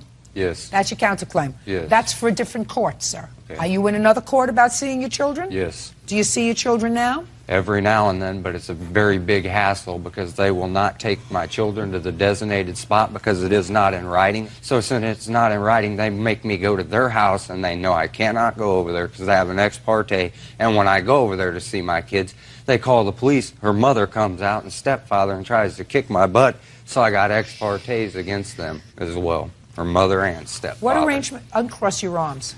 What arrangements have you made for Mr. Kiwi to see his children? Don't look over there. We have called him, and my sister calls him at work because I can't speak to him. Calls him at work, tells him to meet my dad up the road at a store called Clyde's. He always makes an account. He doesn't have gas. He can't get to where it is. So my Dad drives to Steve's, a gas station that's closer to him, and drops off the girls. When was the last time he saw the children? 2 weeks ago. He's supposed to get them this weekend. And before the last visitation, when was the last time he saw the children? 2 weekends before that. Okay. Well, you're going to have to deal with the courts about that, Mr. Kiwi. You understand that? Yes. I suggest that you get whatever you need in writing, get it in writing. Do you understand? Yes. Very good. Okay. This case is going to be resolved this way. I want you to go into the laundry, and I want you to get her pair of jeans that she left there, put it in an envelope, and mail it back to her. Do you understand? Yes. Other than that, the case is dismissed. Goodbye. Kim Peterson is suing her mother-in-law, Rose Marmoleo, for making a false report to Child Protective Services. Kim claims Rose accused her of child endangerment. All rise. It's case number 41 on the calendar in the matter of Peterson versus Marmolejo. Parties have been sworn in. You may be seated. Gentlemen, have a seat. Miss Peterson, the defendant is your former mother-in-law. Correct. You were married to her son for how long? 6 years. And he, according to what I've read, died suddenly. Yes. When did he pass away? July 5th, 2005. And what was the cause of death? It's a cerebral hemorrhage, but the cause of that, the underlying cause was drug abuse. No, it was not. I have a copy of that, Your Honor. I wasn't asking you anything. I understand. It is your claim that the defendant called in a report to Child Protective Services. Yes. Against you. It was false, yes. And you want to be compensated. Correct. The defendant says that she never placed that call, and you seem to indicate that you are going to be able to prove to me that she did. She also complains that she no longer sees her grandson, despite the fact that there was a time when she did see him regularly. Okay. When did you find out that a call was placed to Child Protective Services? It was March of 2007, March 1st, actually. It was called in 228. 22807? Yes. And how did you find out that this call was placed? The worker put the note in my doorway. And asked you to call? Yes. And you did? Yes. Was there an investigation? Yes. Do you have the results of that investigation? Yes, I do. Unsubstantiated. Now, Ms. Marmoleo, you did not call Child Protective Services? Absolutely not, Your Honor. Okay, and you know nothing about how Child Protective Services was contacted? Yes, I do. Patrick called me. Just a second. Okay. Patrick is your grandson? No, Patrick is witness on Kim's side. Who is this? That's my boyfriend. Okay. The boyfriend called you and told me, forget taking Dante to school tomorrow. He said, we have a DCF appointment. He said, you and one of your old cronies probably called DCF. I knew nothing about it, so help me God. I went to school the next day. What are you doing at child's school? I have volunteered at all the schools for many, many years, besides my work. Okay, go ahead. So I went to school to see the principal, and I asked her, I said, what's the situation? I heard from Patrick. You cannot tell me what the principal told you. All right. She said... You can't... What words I'm did sorry. you understand?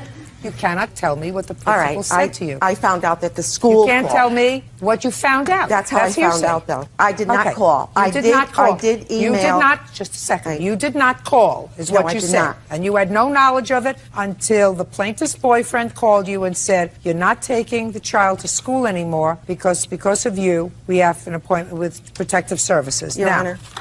This is dated March 21st. They are closing the investigation because the allegations were unsubstantiated. Correct. Do you have what the allegations were? I have the report where it says clearly that she had called. And I'd like to see that. That's very important. And that's an email from that's the reports from DCF.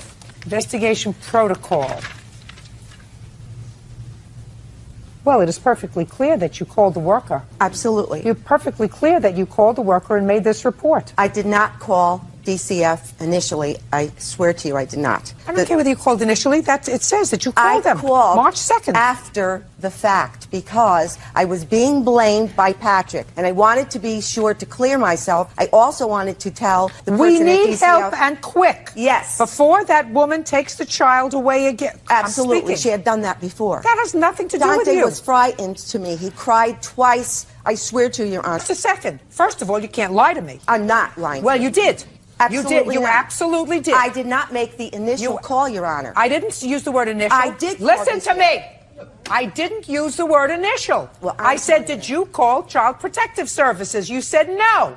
And it's clear to me from reading this exactly what happened. You spoke to the principal, and the principal called, and you followed up to move away. Move away. With education, you pay for his school in a private school, and you get to see him regularly. And according to you, which is what you just 2 days prior to the principal calling, Miss Peterson went to the playground and said to the teacher, Dante should be able to call me anytime he wants. To visit my son. No, just sorry. Listen to me. Listen to me very carefully. You got to keep it together. I'm sorry. Say it to me again, just the way you just said it to me. She said to the teacher, allow Dante to call me anytime he wants. Absolutely right. Absolutely. They have no problem with that. I don't like the way you said it. That's how she said it. Do you understand? I don't like the way you said it.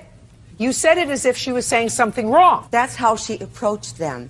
Then she went into the office with a handwritten note, Your Honor, saying that Patrick would be the guardian. That's this gentleman. Right, that has only been in Dante's life a few months. The school felt that was highly unlikely. I wouldn't shoot myself in the foot and do that because she quickly would take our grandparent rights away, and she's done it in the past. Would you please? You're absolutely right. You're absolutely right. Come back and could you come? No, just a second. I want you to hear something. Just a second. You're not following me. Stop shaking, Miss Peterson. Listen to me.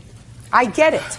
It's sad and unfortunate, but I get it. Can I show you one thing, please? Your Honor, down here where Dante was being interviewed by the social worker, it says Dante, and this is alone by himself outside. Dante reported that grandmother Marmolejo does not like his mother. Dante stated that Marmolejo calls his mother stupid and says her butt smells. I never said such a thing, so help Dante's me God. questioned all this. It's right down the bottom here where it says interview with Dante. Well, Dante said it. Miss Peterson, listen to me. Listen to me. My God, there is no lies. question in my mind that the defendant inspired, precipitated the call to Child Protective Services. You her husband? Yes, I am, Your Honor. Pay careful attention. You need to say that. It's not her fault that your son died. You have a grandson that I assume you want to see, and your wife is making all the wrong calls with regard to whether or not you're going to continue to be in your grandson's life. There is no question in my mind that no court will take your grandson away from his mother and turn him over to you. Nobody is going to do that. And listen to me. And the only thing that you and your wife can do is to stay on her good side, which you haven't done. So you better have a really good talk with her. Now, when one parent dies and the other parent is left and hooks up with somebody new, that's an irritant. And she's allowed to say, pay careful attention to me. She's the mother. She is allowed to say, if there's an emergency, you call my boyfriend who will come and take care of my child. You may not like it. That's too bad. She's the mother. That's the way it occurred, Your Honor. Hey, listen to me. You just said to me, you started to tell me the story. I got it. Don't you understand? I've been in this business a long time. You were absolutely furious. After the school already made the initial call. Listen to me, madam. I got you.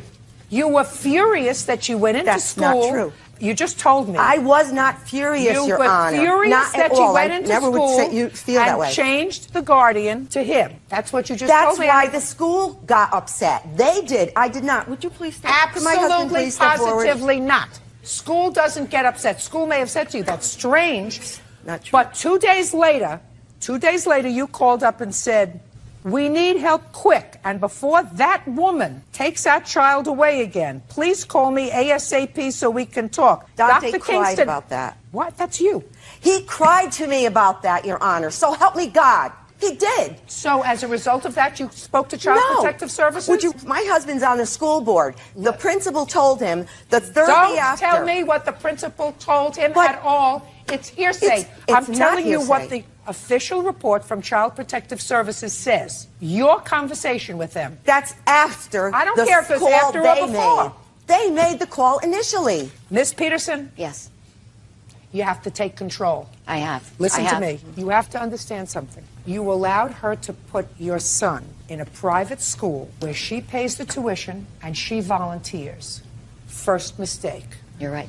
It was a big mistake. First mistake. He's got to be out of that school, and he's got to be at a place where, if his grandmother wants to see him, there is a specific time that she gets to see him that you control. But you can't take with one hand, which is what you did, and you did it for the sake of your child, I assume, because he was going to a private school that perhaps you couldn't afford. But absolutely a bad idea. You're absolutely right. Absolutely a bad idea. She cannot have any control about what happens in your home. And you've given her that control, and you have to take it back if you haven't done it already. Yeah, well, it's over. Okay, fine. So he no longer goes to that school. No. Perfect.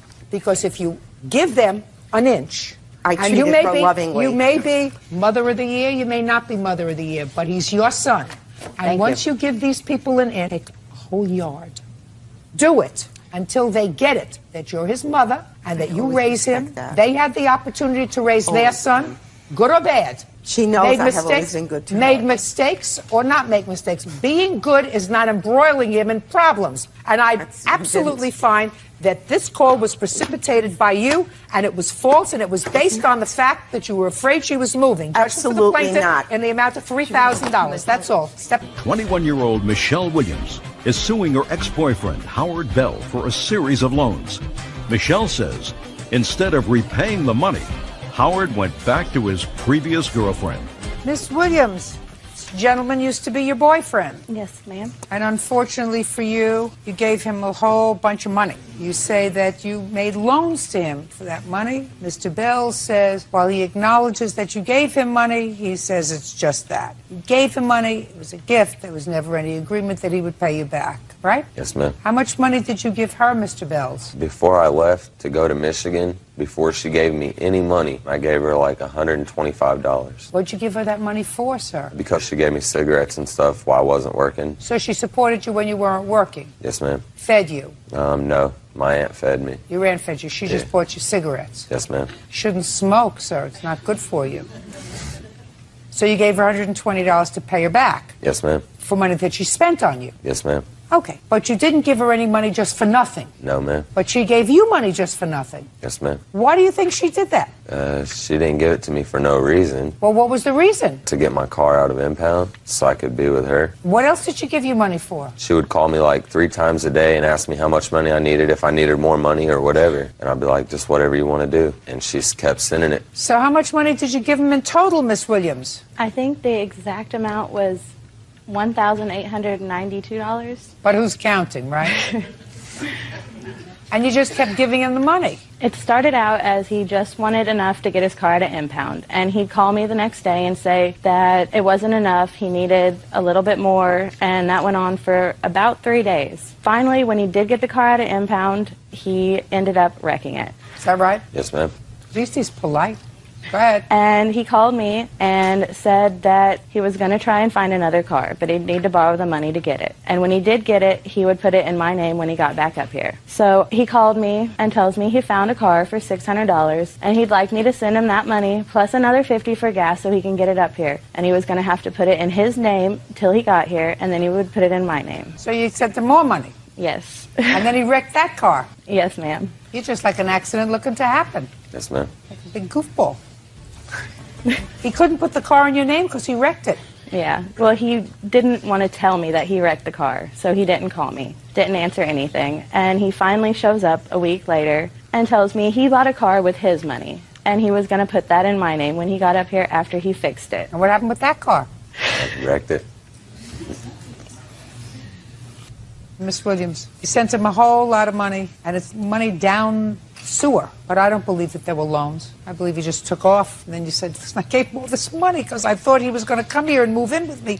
We were going to be a family. That was the intention. Yes, ma'am. I have text messages on my phone where she said that she would drop the case if I would just come back and be with her. And, those were not sent from me. And I've got text messages from her phone where she threatened to kill herself, told me that for overdosing on Xanaxes and all types of other stuff. Listen, did you take advantage of somebody who you shouldn't have? Nope. Yes, you did. You took advantage of them.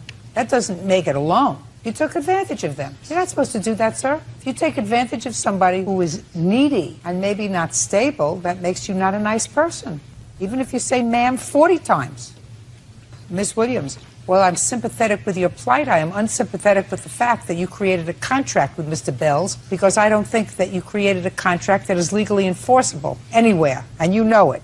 So your case is dismissed. Now, we're going to take care of Mr. Bells' other case. Now Mr. Bells is going to move over to the plaintiff's chair because he has a case against your sister. Oh, and this I'm really anxious to hear. Now, Mr. Bells, you finally got another car. Yes, ma'am. What kind of car did you get? I've had 17 since November. Well, what kind of car is that we're talking about in this case, sir? A 97 Pontiac Sunfire. And it is your claim that the defendant, who is the sister of the former plaintiff, took a baseball bat to your car. Yes, ma'am. After you ditched her sister. Yes, ma'am. I'm all broken up about that, Mr. Bell. Can you tell? I'm going to allow you to tell me what happened, sir. Michelle sent me a text message to tell me to come and talk to her. Who's Michelle? The defendant's sister. So I came up to her job to talk to her about what was going on and everything, and as soon as we pulled in the parking lot... Who's we? Me and Annette. Who's Annette? My girlfriend. That's your current girlfriend? She's always been my girlfriend. Does she give you money, too? No, ma'am. You give her money? Yes, ma'am. So you had a current girlfriend when you were taking money from Miss Williams. Is that what you're telling me? Yes, ma'am. Oh, that's really nasty, Mr. Bell. Does your mother like him? No. You know why? I just knew that. 10 years from now, you won't like him either. You have children with him? No. Don't make any. I can't have children anyway. That's what they all say. So you pulled into the parking lot with your girlfriend. Yes, ma'am. Because Michelle wanted to speak to you, so you thought it would be nice to bring your girlfriend along. Yes, ma'am. Go ahead. What happened was I came to Illinois that week. I had court on April 23rd, so I was coming to my court date. And when Michelle told me to come up there, me and Annette, we came up there to talk to her. And she said that she only wanted to talk to me, not Annette. So I was the only one that could come in where she worked at. So as soon as I pulled in the parking lot... That's understandable, Mr. Bell. Yes, ma'am. And as soon as I pulled in the parking lot, Beth and some other girl, I don't know who the other girl was, were all standing in the parking lot, and Beth threw a baseball bat at my car. Ah! I am absolutely despondent. Did you do that, Beth? No, ma'am. No, she didn't. I had their place. Why would she do that? Why would she throw a baseball bat at this 1997 Pontiac? Do you still have it? Yes, ma'am. The Pontiac? Yes, ma'am. With the dent in it? Yes, ma'am. No, ma'am. You haven't wrecked it yet? No, ma'am. You will.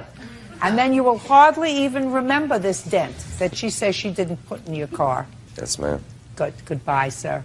Have a happy life. Your case is dismissed. It's over. Thank you. Mark Golombieski is suing his ex-girlfriend, Pauline Bano, for the return of an engagement ring and 2 unpaid loans. Mark claims at the time he proposed, Pauline was married to another man. Mr. Golombieski, you and the defendant were in a relationship. According to you, you gave her an engagement ring, asked her to marry you, and she accepted. And you made a series of loans to her. She went and married somebody else, according to you. And you remained friends, but you want your money back and you want your ring back. Ms. Bano says that you were just friends, originally not, but then she met somebody else, she married somebody else, and you, in a very friendly way, agreed to assist her when she was having some financial difficulties. And the ring was not an engagement ring, but a ring that was given to her at Christmas time when she received all of her other Christmas presents. That's the box. Can I see the ring? 100%. Can I see the ring? I need a time frame for this. That was Christmas Eve. Oh, perfect. How did you meet her? We met online in June of 2006. And when did you meet in person? A few days after we started talking online. You live close by? Yeah, we live in the same town. Was she single at the time? Yes. Did you discuss marriage? She brought up the subject of marriage maybe a couple of months after we'd met. What did she say? She kind of thought I was the right guy for her, and, you know, I got along well with her children and all that other stuff. And So she's been married before? Yes. What about you? Yes, I was. Divorced? Divorced. And you? Ben, I was divorced, yes. Tell me about when you purchased this ring, sir. When I purchased it was after Miss Biano came back. She had to go to Maryland for about a month or so, 5 weeks or so, because her son was injured in Iraq. And she went down there to be with him and to care for him down in Maryland. In what month was that? Most of the month of October. October 7th is when I left. Okay. Go ahead. We still contacted each other pretty much every day, emails, phone calls, things like that. You know, we kind of maintained the relationship the best we could. So I guess with abstinence making the heart grow fonder, things like that, when she came back in November and leading up to it, you know, I started thinking a little bit more about it. Do we got through all of that, and that, you know, maybe she was the next one for me. But while, according to you and according to Miss Banner, while she was in Maryland, she met somebody else. Is that right? Yes, it was. And you married somebody else? Yes, I did. When did you tell Mr. Golombowski that you had married somebody else? When I got home. Not before? No. When I got home from Maryland. Which When was did you in get November. home from Maryland? November 7th, November 8th. Is that when she told you she had gotten married? No, Your Honor. When did she tell you she Mark, got married? you were crying No, on the no, phone. Mr. Bano, don't speak to him. When did she tell you she got married? She told me she did not even get married until just before Thanksgiving, which would have been around November 22nd or so. Okay, so She sometime told me in that- November. That's true. Sorry. She didn't tell me this until about the beginning of the year, after Christmas, that she got married back just prior to Thanksgiving. She told you after you had given her the ring? Yes, Your Honor. About Tell a week me or so about when after. you gave her the ring. Basically, it was on Christmas Eve, 2006. Her family You was were there. together? We were together. We were at her house. Her family was there. My daughter was there with us. And we'd opened up presents and things like that. And Everybody exchanges gifts on Christmas Eve. Go ahead. one of the last gifts that I had given her was the ring. And, you know, I let her know that I wanted to marry her, and she accepted. What did she say? She said she wanted to be together, you know, and she accepted All it. right. Now, according to you, Miss Bano, at the time that this gentleman gave you this ring, you were married to somebody else. Yes. And you told him you were married to somebody else. Yes. Give him his ring back. Thank you. His. I offered it back 100 times. He Now he's refused got it. to take it. Okay, now he's got it. Got your ring back. Thank you. You're welcome. Now let's talk about these loans. When was the first loan? First loan was on January 17th of 2007. She asked for $750 for a car loan. Now, by that time, you already knew that she was married. Yes, Your Honor. But I also expected us to, she was talking about an annulment. She was talking Why about did she divorce. tell you that she wanted an annulment? She didn't want to be married to this gentleman. The gentleman that she'd married to wasn't even with her. He wasn't up in the state of Connecticut. He was still wherever. I'd never In met him. Maryland. The only time that I know that they were together, she said, is when he came up here to marry her in November.